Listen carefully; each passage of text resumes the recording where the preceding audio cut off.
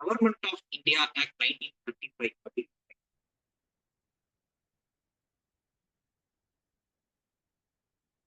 Government of India act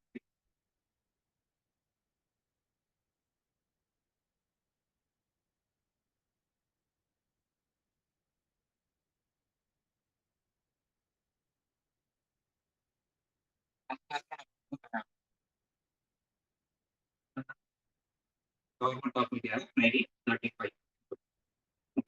government of India act 1935 அப்படின்னு சொல்லும் போது இதுல வந்து பெரும்பாலான கொஸ்டின் உங்களுக்கு எக்ஸாம்பிள் வந்து ரிஃப்ளெக்ட் ஆயிருக்கு. சரியா? ஸோ அது என்ன மாதிரி கொஸ்டின்ஸ் அப்படின்னு சொல்லி பார்த்தீங்கன்னா எனக்காக எல்லாருக்கும் பெரும்பாலான கொஸ்டின் ரிஃப்ளெக்ட் ஆயிருக்கு அப்படின்னு பார்த்தீங்கன்னா இந்த ஆக்ட் இருந்துதான் பெரும்பாலான விஷயங்கள் நம்ம அரசு என்ன பண்ணிருக்கோம்னா ரிஃப்ளெக்ட் ஆயிருக்கு. அதனால இந்த கவர்மெண்ட் ஆஃப் இந்தியா ஆக்ட் பாருங்க. ஸோ இந்த கவர்மெண்ட் ஆஃப் இந்தியா ஆக்ட் மொத்தம் ஒரு பிரியாமல் பிரியாமல் உங்களுக்கு தெரியும் இல்லையா? பிரியாமல்னா முகவுரை அப்படின்னு சொல்லுவாங்க. சரியா? சரிங்களா? ஒரு முகவுரை 10 அட்டவணைகள். சரியா? ஷெட்யூல் அப்படின்னு சொல்லுவாங்க. 10 அட்டவணைகள். ஓகே. அதுக்கப்புறம் 321 செக்ஷன்.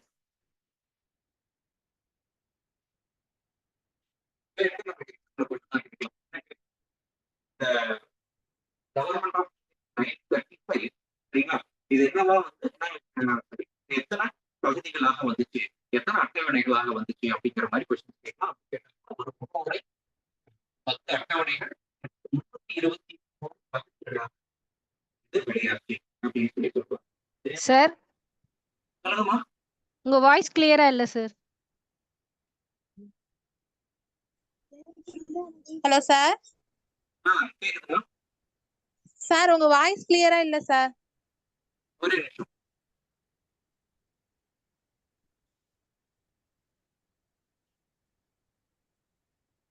இப்போ ஓகேங்களா ஓரளவுக்கு? இல்ல சார், அப்படிதான் இருக்கு. கிளியரா இல்ல சார் உங்க வாய்ஸ்.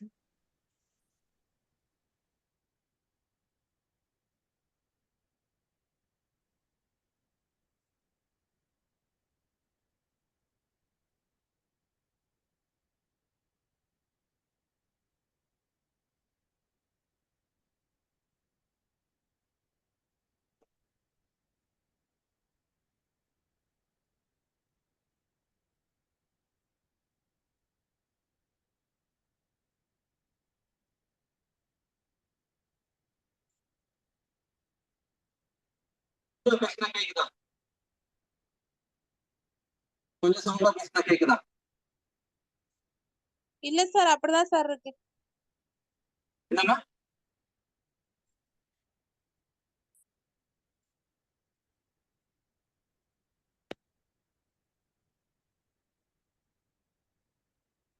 எல்லாமே கொஞ்சம் எல்லா வாய்ஸுமே கொஞ்சம் அதிகமா தான் வச்சிருக்கிறேன்.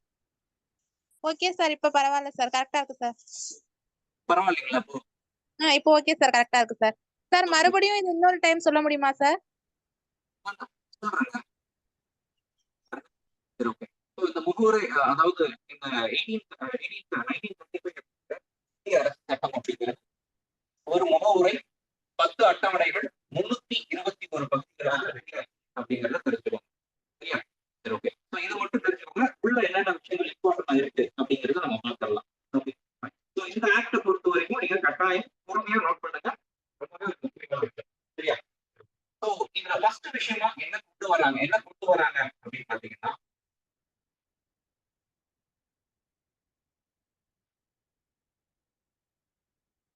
டிவிஷன் ஆஃப் பவர்ஸ் அப்படின்னு சொல்லுவாங்க. சரியா? டிவிஷன் ஆஃப் பவர்ஸ் அதாவது அதிகார பங்கீடு அப்படின்னு சொல்லி சொல்லுவாங்க. தமிழ் எழுதிக்கோங்க. அதிகார பங்கீடு கொண்டு வராங்க. சரியா? எழுதிக்கோங்க. டிவிஷன் ஆஃப் பவர்ஸ் அதிகார பங்கீடு. ஓகே. இந்த டிவிஷன் ஆஃப் பவர்ஸ் அப்படின்னா என்ன, அதிகார பங்கீடு என்ன அப்படின்னு சொல்லி பாத்தீங்கன்னா முதல் முறையாக எல்லாருமே கை தூக்கிறீங்க, சொல்லுங்க. என்னாச்சு மேடம்? ஹேண்ட் ரைஸ் பண்ணிருக்கீங்க. சார் இன்னும் வாய்ஸ் கிளியராவே கேட்கல சார், விட்டு விட்டு தான் கேக்குது சொல்லுங்க சார். சார். இன்னும் வாய்ஸ் கிளியரா கேட்கல சார், பேசும்போது லைட்டா விட்டு விட்டு தான் கேக்குது.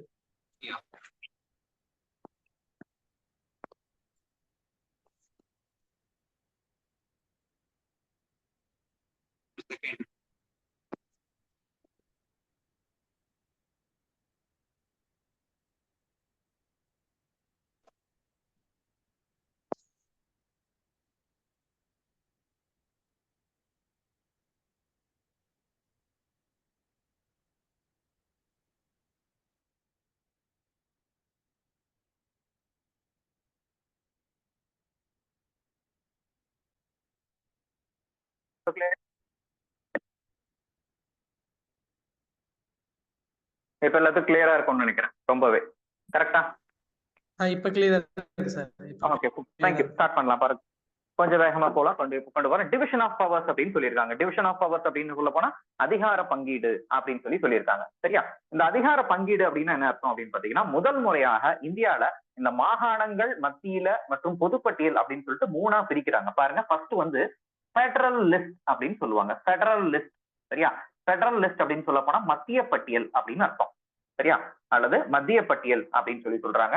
அடுத்ததா ப்ரொவின்சியல் லிஸ்ட் அப்படின்னு சொல்லுவாங்க. ப்ராவின்சியல் அப்படின்னு சொல்ல போனா தமிழ்ல வந்து மாகாண பட்டியல் அப்படின்னு சொல்லுவாங்க. இது என்னன்னு எழுதிட்டு நான் விளக்கி சொல்றேன். மாகாண பட்டியல் அப்படின்னு சொல்லுவாங்க. அடுத்தபடியா என்ன சொல்றாங்க அப்படின்னு சொல்லி பாத்தீங்கன்னா கன்கரண்ட் லிஸ்ட் அப்படின்னு சொல்லுவாங்க. சரியா? கன்கரண்ட் லிஸ்ட் அப்படின்னு சொல்லிட்டு அதிகாரங்களை, சரியா, டிவிஷன் ஆஃப் பவர்ஸ், அதிகாரங்கள் 3ஆக பிரிக்கப்படுகிறது அப்படின்னு சொல்றாங்க. அதிகாரங்கள் என்னென்ன 3 அப்படின்னா மத்திய பட்டியல். மத்திய பட்டியல் அப்படின்னும் போது, சரியா, ஃபெடரல் லிஸ்ட்னா மத்திய பட்டியல் அப்படிங்கிற மாதிரி புரிஞ்சுக்கணும். சரியா? இந்த மத்திய பட்டியல்ல எத்தனை அதிகாரங்கள் கொடுக்கப்படுது அப்படின்னு சொல்லி பாத்தீங்கன்னா 59 ஐட்டம்ஸ் சொல்லுவாங்க. 59 அதிகாரங்கள் அப்படிங்கிறது மத்தியில் இருக்கவங்களுக்கு வழங்கப்படுது. அப்போ அந்த 59 அதிகாரங்களை வச்சு அவங்க சட்டம் ஏற்றிருப்பாங்க. சரியா? மாகாண பட்டியல் அப்படின்னு சொல்லுவாங்க. மாகாணங்கள் அப்படின்னு சொல்ல போனா மெட்ராஸ் மாகாணம், பாம்பே மாகாணம், இவங்களுக்கு எல்லாத்துக்கும் என்ன பண்ணிருப்பாங்கன்னா அதிகாரத்தை என்ன பண்ணிருப்பாங்க, பிரிச்சு கொடுத்திருப்பாங்க. அவங்களுக்கு எத்தனை அதிகாரங்கள் கொடுக்கப்பட்டிருந்துச்சு அப்படின்னு சொல்லி பாத்தீங்கன்னா 54 அதிகாரங்கள் கொடுக்கப்பட்டிருந்தது. சரியா? 54 அதிகாரங்கள் கொடுக்கப்பட்டிருந்தது. அடுத்ததா 2 பேருக்குமே பொதுவான அதிகாரங்கள் என்ன அப்படிங்கறத இந்த இடத்துல கன்கரண்ட் லிஸ்ட்ல வச்சிருக்காங்க. கன்கரண்ட் லிஸ்ட் அப்படின்னு சொல்ல போகும்போது பொதுப்பட்டியல் அப்படின்னு அர்த்தம் தமிழ்ல. பொதுப்பட்டியல்ல எத்தனை அதிகாரங்கள் கொடுக்கப்பட்டிருந்ததுன்னா வெறும் 36 அதிகாரங்கள் அப்படிங்கிறது பொதுப்பட்டியலில் கொடுக்கப்பட்டிருந்தது. இதுதான் அதிகார பங்கீடு. எக்ஸாம்ஸ்ல இந்த நம்பர்ஸ் கொஸ்டினா கேட்டிருக்காங்க. இந்த நம்பர்ஸ் சொல்ல போனா இந்த நம்பர்ஸ் இருக்கு இல்லையா, இது வந்து கேள்விலாம் கேட்டிருக்காங்க. மத்திய பட்டியல்ல எத்தனை அதிகாரம் பிரிக்கப்பட்டிருந்தது அப்படின்னு சொல்லி கேட்டிருப்பாங்க. மாகாண பட்டியல்ல 54 அப்படிங்கிறது, பொதுப்பட்டியல்ல 36 அதிகாரங்கள் அப்படிங்கிறது பிரிக்கப்பட்டது. இதைத்தான் டிவிஷன் ஆஃப் பவர்ஸ் அப்படின்னு சொல்றோம். அதிகார பங்கீடு. அதிகாரங்கள் வந்து மத்திய, மாநில அப்படிங்கிறதுக்கு என்ன பண்ணிருக்காங்க, பிரிச்சு கொடுத்திருக்காங்க அப்படின்னு சொல்லி தெரிஞ்சுக்கணும். சரியா? அப்ப கவர்மெண்ட் ஆஃப் இந்தியா 1935 என்ன பண்ணிருக்கு, ஒரு முகவுரை அப்படிங்கறத கொண்டு இருக்கு, 10 அட்டவணைகள் கொண்டு இருக்கு, அப்புறம் 321 பகுதிகளை கொண்டிருக்கு அப்படின்னு சொல்லிட்டு தெரிஞ்சுக்கலாம். சரியா? இதே நிறைய வாட்டி சொல்லிட்டோம். ஓகேவா? ஃபைன். சரி, ஓகே. அடுத்தது வேற என்ன இந்த கவர்மெண்ட் ஆஃப் இந்தியா 1935ல கொண்டு வந்தாங்க அப்படின்னு சொல்லி பாத்தீங்கன்னா, அடுத்ததும் மிக முக்கியமான ஒரு வார்த்தை. சரியா? என்ன வார்த்தை அப்படின்னா செகண்ட் பாயிண்ட் போட்டுக்கோங்க. செகண்ட் பாயிண்ட் பாருங்க, abolished diarchy. சரியா? டயார்கி. போன கிளாஸ்ல இந்த வார்த்தையை நான் சொல்லி கொடுத்திருப்பேன். டயார்கி அப்படிங்கிற வார்த்தை நம்ம போன கிளாஸ்ல படிச்சோம். சரியா? ஞாபகம் இருக்கா? டயார்கின்னா என்ன தெரியுமா? யாராவது சொல்ல முடியுமா? எந்த சட்டத்துல டயார்கி முறை அறிமுகம் செய்யப்பட்டது சொல்லுங்க பார்க்கலாம். போன கிளாஸ்ல நான் நடத்தியிருக்கேன். டயார்கி முறை எந்த சட்டத்தின் கீழே அறிமுகம் செய்யப்பட்டது? யாருக்குமே தெரியாதா? கண்டிப்பா நீங்க சொல்லியிருக்கணும், இவ்வளவு நேரம் கை தூக்கி இருந்திருக்கணும். சரி, பரவாயில்ல, விடுங்க. சோ இந்த டயார்கி முறை வந்து மாகாணங்களில் ஒழிக்கப்பட்டது. சரியா? பாருங்க, இந்த டயார்கி அப்படிங்கிற முறை, சரியா, எங்க ஃபர்ஸ்ட் எங்க இருந்துச்சு? ப்ராவின்ஸ் அப்படின்னு சொல்லக்கூடிய மாகாணங்கள்ல மட்டும்தான் இந்த டயார்கி முறை அப்படிங்கிறது இருந்தது. இந்த மாகாணங்களில் டயார்கி முறை என்ன பண்ணப்பட்டது? ஒழிக்கப்பட்டது. சரியா? டயார்கினா என்ன சார் அப்படின்னு சொல்லி கேட்டீங்கன்னா இரட்டை ஆட்சி முறை. போன கிளாஸ்ல நான் தெளிவா சொல்லி கொடுத்திருப்பேன். இரட்டை ஆட்சி முறை ஞாபகம் இருக்கா? டயார்கி என்ற சொல் அப்படிங்கிறது என்னதுங்க? இரட்டை ஆட்சி முறை. இரட்டை ஆட்சி முறை எங்க இருந்து ஒழிச்சிருக்காங்கன்னு பாருங்க, மாகாணங்கள்ல ஒழிக்கிறாங்க. சரியா? மாகாணங்கள்ல இருக்கக்கூடிய இந்த இரட்டை ஆட்சி முறை ஒழிக்கப்பட்டு இந்த இரட்டை ஆட்சி முறை எங்க கொண்டு போயிட்டாங்கன்னா, நல்லா பாத்துக்கோங்க, சென்டருக்கு கொண்டு போயிட்டாங்க. சென்டர்னா அது மத்தியில் இரட்டை ஆட்சி முறை கொண்டு வரப்பட்டு. சரியா? மத்தியில இரட்டை ஆட்சி முறை அப்படிங்கிறது கொண்டு வரப்பட்டுச்சு. இது எக்ஸாம்ல கொஸ்டினாவே கேட்டிருக்காங்க. சரியா? எந்த சட்டத்தின் கீழ் மாகாணங்களில் டயார்கி முறை ஒழிக்கப்பட்டது? சரியா? எந்த சட்டத்தின் கீழே மாகாணங்களில் டயார்கி முறை ஒழிக்கப்பட்டதுன்னு கேட்டாங்கன்னா 35வது சட்டம். ஒழிச்சுட்டு எங்க கொண்டு போயிட்டாங்க? மத்தியில டயார்கி முறை அப்படிங்கிறத கொண்டு போயிட்டாங்க. மத்தியில் இரட்டையாட்சி முறை அப்படிங்கிறது கொண்டு வரப்பட்டது. அப்ப மாகாணங்கள்ல என்ன சார் மாகாணங்கள்ல என்ன முறை கொண்டு வந்தாங்கன்னா, இதுவும் ரொம்ப ரொம்ப முக்கியமான ஒரு வார்த்தை, ப்ரொவின்சியல் அட்டானமி. இன்னைக்கு எல்லாமே இந்த வார்த்தையை பெரும்பாலும் பேசக்கூடிய நியூஸ் செய்திகள்லாம் வாசிச்சீங்கன்னா அதிகமாக இந்த வார்த்தையெல்லாம் பயன்படுத்துவாங்க. ப்ரொவின்சியல் அட்டானமி அப்படின்னு சொல்லுவாங்க. தமிழ்ல உங்களுக்கு சொன்னோடனே ஈஸியா புரியும். மாகாணங்களில் என்ன கொண்டு வரப்பட்டுச்சு அப்படின்னு கேட்டாங்கன்னா, மாகாண சுயாட்சி கொண்டு வரப்பட்டுச்சு. சரியா? அதைத்தான் ப்ராவின்சியல் அட்டானமி. அட்டானமினா சுயாட்சி, மாகாண சுயாட்சி அப்படிங்கிறது கொண்டு வரப்பட்டது. அப்போ 1935 சட்டத்தின் கீழே மாகாணங்களில் இரட்டையாட்சி முறை ஒழிக்கப்பட்டு மாகாணங்களில் மாகாண சுயாட்சி முறை அப்படிங்கிறது கொண்டு வரப்பட்டுச்சு 1935 சட்டத்தை. புரியுதுங்களா? Fine. Okay okay fine. So இந்த 1935 சட்டத்தை சரியா மூணாவது பாயிண்ட்னு போட்டுக்கோங்க. சரியா? இது என்ன சொல்லுவாங்கன்னா செப்பரேஷன் ஆஃப் பர்மா ஆக்ட்னு சொல்லுவாங்க. செப்பரேஷன் ஆஃப் பர்மா ஆக்ட் அப்படின்னு சொல்லுவாங்க. சரியா? இது ஒரு முக்கியமான பாயிண்ட். 2022வது வருஷம் எஸ்ஐ எக்ஸாம்ல இந்த கொஸ்டினா கேட்டிருந்தாங்க. முதல் கேள்வி அதுதான். சரியா? செப்பரேஷன் ஆஃப் பர்மா ஆக்ட் அப்படின்னு சொல்லுவாங்க. அதாவது பர்மாவை இந்தியாவோட இருந்து பிரிச்ச சட்டம் எது அப்படின்னு சொல்லி கேட்பாங்க. சரியா? பர்மாவை இந்தியாவோட இருந்து என்ன பண்ண, பர்மாவை இன்னைக்கு மியான்மர் அப்படின்னு சொல்றோம் இல்லையா, இந்த பர்மாவை இந்தியாவோட இருந்து எந்த சட்டம் வந்து பிரிச்சது அப்படின்னு கேட்டாங்கன்னா இந்த 1935 சட்டம் தான். சரியா? அப்ப 1935 ஆக்ட வந்து என்ன சொல்லுவாங்க? Separation of Burma act, Burma பிரிப்பு சட்டம் அப்படின்னு நம்ம வந்து சொல்லிக்கலாம். சரியா? ஃபைன். சரி, ஓகே. சோ இந்த 1935 சட்டத்தை அடிமை சட்டம் அப்படின்னு ஒருத்தர் சொல்லியிருப்பார். யாருக்காவது தெரியுமா? சரியா? யாருக்காவது தெரியுமா? இந்த 1935 சட்டத்தை சரியா என்ன சொல்லியிருப்பாங்க?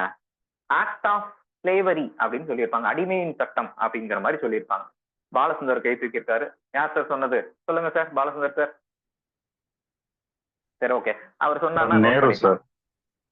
ஜவஹர்லால் நெஹ்ரு சொல்லியிருப்பாரு இந்த வார்த்தையை. சரியா? ஆக்ட் ஆஃப் ஸ்லேவரி, அடிமையின் சட்டம் அப்படின்னு சொல்லிட்டு எந்த சட்டத்தை ஜவஹர்லால் நேரு சொல்றாங்க அப்படின்னு கேட்பாங்க. அப்படி கேட்டா 1935 சட்டம் தான் அடிமை சட்டம் அப்படின்னு சொல்லப்படும். சரியா? Okay fine. ஸோ இன்னும் நிறைய விஷயங்கள் நம்ம வந்து பார்க்க போறோம். சரியா? இந்த 1935 சட்டத்தின் கீழே ரொம்பவே முக்கியமான விஷயம் பாருங்க, 4வது பாயிண்ட், எஸ்டி அப்புறம் உமன். சரியா? அதாவது எஸ்சி எஸ்டி மற்றும் உமன். எஸ்சி எஸ்டி தான் உங்களுக்கு கண்டிப்பா தெரியும். உமன்ஸ்னா பெண்கள். சரியா? பெண்களுக்கு இடஒதுக்கீடு அப்படிங்கிறது இந்த இடத்துல வழங்கப்பட்டு. சரியா? இடஒதுக்கீடு அப்படிங்கிறது இந்த இடத்துல வழங்கப்பட்டுச்சு அப்படிங்கிறது ரொம்பவே ஒரு முக்கியமான பாயிண்டா நம்ம எழுதிக்கணும். சரியா? எஸ்சி எஸ்டி மற்றும் பெண்களுக்கு இடஒதுக்கீடு வழங்கப்பட்டது. ஓகே. அடுத்தது ஒரு 3 விஷயம் எழுத போறோம். 5வது பாயிண்ட், 6வது பாயிண்ட், 7வது பாயிண்ட். எக்ஸாம்ஸ்ல ரிப்பீட்டடா நம்மளுக்கு கேள்விகள் வந்து கேட்டுட்டு இருக்காங்க. சரியா? Okay fine. என்ன அப்படின்னு சொல்லி பாருங்க. என்ன அப்படின்னு சொல்லி பார்த்தோம்னா ஃபர்ஸ்ட் 5வது விஷயமா? ஓகே, 5வது பாயிண்ட் அப்படின்னு போட்டுக்கோங்க. 5வது பாயிண்ட், இந்த சட்டம்னா இந்தியாவுல reserve bank of India, reserve வங்கின்னு கேள்விப்பட்டிருப்பீங்க. கரெக்டா? ரிசர்வ் பேங்க் ஆஃப் இந்தியா அப்படிங்கிற ஒரு பேங்க என்ன பண்ணுது? இந்த சட்டத்தின் மூலயமாகத்தான் உருவாக்குறாங்க. ரொம்பவே ஒரு முக்கியமான பாயிண்ட். சரியா? விச் ஆக்ட் எஸ்டாப்ளிஷ் அப்படின்னு கேட்பாங்க. எந்த சட்டத்தின் மூலியமாக இந்திய ரிசர்வ் வங்கி அப்படிங்கிறது உருவாக்கப்பட்டுச்சு அப்படின்னு சொல்லி கேட்பாங்க. சரியா? எந்த சட்டத்தின் மூலியமாக? 1935 அப்படிங்கிற சட்டத்தின் கீழே தான் இந்திய ரிசர்வ் வங்கி அப்படிங்கிறது உருவாக்கப்பட்டது அப்படிங்கிற மாதிரி நீங்க தெரிஞ்சுக்கணும். சரியா? இதை உருவாக்குனது எந்த குழுவின் பரிந்துரை அடிப்படையிலன்னு சொல்ல முடியுமா? யாருக்காவது தெரிஞ்சா நீங்க கையை தூக்கி ஆன்சர் சொல்லலாம். எந்த குழுவின் எந்த குழு வந்து இந்த ரிசர்வ் பேங்க் ஆஃப் இந்தியாவை பரிந்துரை செஞ்சாங்க? எந்த புத்தகத்தின் அடிப்படையில இந்த ரிசர்வ் பேங்க் ஆஃப் இந்தியா உருவாக்கப்பட்டது சொல்லலாம் சார்? Hilton commission. ஆமாங்க, ஹில்டன் யங் கமிஷன். சரியா? ஹில்டன் யங் அப்படின்னு சொல்லுவாங்க. ஹில்டன் யங்ன்றது ஒரு குழுவின் பெயர். இதை கூட கேட்கலாம். சரியா? ஹில்டன் யங் அவருடைய பரிந்துரை Indian Ruby doctor B.R.. Ambedkar எழுதின புத்தகம். ஆமா, இந்த ஹில்டன் யங் கமிஷன் இருக்காங்க இல்லையா, இந்த ஹில்டன் யங் என்ன பண்ணிருப்பாங்க? Problem of Indian rupee. இந்த குரூப் 2 எக்ஸாம்ல இந்த கொஸ்டின். ஆமா, ப்ராப்ளம் ஆஃப் இந்தியன் ரூபி, இந்திய நாணயங்களின் பிரச்சனை அப்படிங்கிற மாதிரி இந்த புத்தகம் வந்து டாக்டர் பி.ஆர். அம்பேத்கர் எழுதினார். சரியா? ப்ராப்ளம் ஆஃப் இந்தியன் ரூபி அப்படின்னு சொல்லிட்டு இந்த புத்தகத்தின் அடிப்படையில தான் Hilton young commission, Hilton young குழு அப்படிங்கிறவங்க என்ன பண்றாங்க? ரிசர்வ் வங்கியை உருவாக்குறாங்க. பாருங்க, ரொம்ப பழைய கொஸ்டின் தான். பட் டாக்டர் அம்பேத்கர் அவர்கள் எழுதினால ஒரு முக்கியத்துவம் கொடுத்து என்ன பண்ணிருக்காங்க? இந்த குரூப் 2 எக்ஸாம்ல கொஸ்டின் கேட்டிருக்காங்க. அம்பேத்கர் அவர்கள் நம்மளுக்கு அரசியலமைப்பை மட்டும் உருவாக்கல, இந்திய ரிசர்வ் வங்கியும் பாத்தீங்கன்னா அவருடைய அந்த கோட்பாட்டின் அடிப்படையில தான் என்ன பண்ணப்பட்டிருக்கு, ஆமா உருவாக்கப்பட்டிருக்கு இல்லையா? சரி, ஓகே, ஃபைன். பரவாயில்ல. அடுத்தது பாருங்க, 9th கொஸ்டின், 9th என்ன அப்படின்னு சொல்லி பாத்தீங்கன்னா, 9th சாரி 6வது பாயிண்ட் என்ன அப்படின்னு சொல்லி பாத்தீங்கன்னா, ஃபெடரல் பப்ளிக் சர்வீஸ் கமிஷன். சரி, என்னதுங்க? Federal public service commission. இது என்னன்னு எழுதிட்டு நான் சொல்றேன். Federal service commission, public service commission. அப்புறம் okay, provincial public service commission. இது ஒன்றும் இல்லைங்க, தமிழ்ல சொல்லிட்டா உங்களுக்கு ஈஸியா புரிஞ்சிடும். ஒன்றும் இல்லை, மத்திய பணியாளர் தேர்வாணையம், மாநில பணியாளர் தேர்வாணையம், அவ்வளவுதான் விஷயம். ஃபெடரல்னா மத்தி, சரியா? மத்திய பணியாளர் தேர்வாணையம் மற்றும் மாநில தேர்தல்னு சொல்றாங்க சார், தேர்வு பணியானம். இது நம்மளுக்கு டிஎன்பிஎஸ்சி எல்லாம் இருக்கு இல்லையா, அதை பத்தி சொல்லிட்டாங்க, சரியா? யூபிஎஸ்சி, மத்தியில யூபிஎஸ்சின்னு ஒண்ணு இருக்கும், மாநிலத்துல என்ன இருக்கு, ஆமா மத்திய மாநில பணியாளர் தேர்வாணையம் இருக்கு இல்லையா? இந்த இரண்டுமே 1935 சட்டத்தின் கீழே தான் ஆமா உருவாக்கப்பட்டுச்சு அப்படிங்கறது புரிஞ்சுக்கோங்க, சரியா? அடுத்தது 7வது பாயிண்ட், சரியா? இதுவுமே ரொம்ப ரொம்ப ஒரு முக்கியமான விஷயம். என்ன அப்படின்னு சொல்லி பாத்தீங்கன்னா, இந்தியாவுல ஃபெடரல் நீதிமன்றம் அப்படிங்கிறது உருவாக்கப்பட்டுச்சு, சரியா? ஃபெடரல் கோர்ட் ஆஃப் இந்தியா, சரியா? ஃபெடரல் நீதிமன்றம் தான் எழுதணும் தமிழ்ல நீங்க, சரியா? ஃபெடரல் நீதிமன்றம் 1937ஆம் ஆண்டு உருவாக்கப்பட்டது. நீதிமன்றம் படிக்கும்போது ரொம்ப தெளிவாவே இந்த விஷயத்த நான் சொல்லித்தரேன், இப்போதைக்கு மட்டும் தெரிஞ்சுக்கோங்க. ஃபெடரல் கோர்ட் ஆஃப் இந்தியா அப்படிங்கிறது எந்த சட்டத்தின் கீழே உருவாக்கப்பட்டுச்சு அப்படிங்கறத கேட்பாங்க, சரியா? இந்த ஃபெடரல் நீதிமன்றம் தான் இன்னைக்கு நம்மளுக்கு சுப்ரீம் கோர்ட் அப்படின்னு சொல்லிட்டு நேம் சேஞ்ச் பண்ணிருக்காங்க. சுதந்திரத்துக்கு அப்புறம், சரியா, சுதந்திரத்துக்கு அப்புறம் உச்ச நீதிமன்றம் அப்படின்னு சொல்லிட்டு இந்த ஃபெடரல் நீதிமன்றம் தான் ஒரு மாற்றப்பட்டது. அப்போ 37ல கொண்டு வந்த நீதிமன்றம் தான் என்ன பண்ணிருக்காங்க, சேஞ்ச் பண்ணிருக்காங்க அப்படிங்கிறத புரிஞ்சுக்கோங்க. இந்த 7 பாயிண்ட் கட்டாயம் உங்க நோட்ல இருக்கணும், சரியா? 7 பாயிண்ட் நான் சொல்லி கொடுத்துருக்கேன். 7 பாயிண்ட் ரொம்ப ரொம்ப ரொம்ப முக்கியமான விஷயம். ரிப்பீட்டடா எக்ஸாம்ல கொஸ்டின்ஸ் கேட்டுக்கிட்டே இருப்பாங்க. ஓகே, நம்ம ப்ரீவியஸ் இயர் கொஸ்டின் பேப்பரை படிச்சுட்டு போனாலே பாதி கொஸ்டின் ஆன்சர் பண்ணிடலாம் போல. ஏன்னா இன்னைக்கு தேதியில ஆமா டிஎன்பிஎஸ்சி ப்ரீவியஸ் இயர் கொஸ்டின் பேப்பரை வச்சுதான் அதிகமான கேள்விகள் வந்து நம்மளுக்கு ஆமா எடுத்துக்கிட்டு இருக்கிறாங்க. அதன் அடிப்படையில நான் சொல்றேன், சரியா?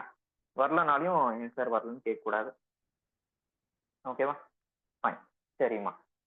இப்போ 1935 சட்டம் பார்த்துட்டோம். இதுல டவுட் இருக்காமா? இருக்காத டவுட் இருக்கா?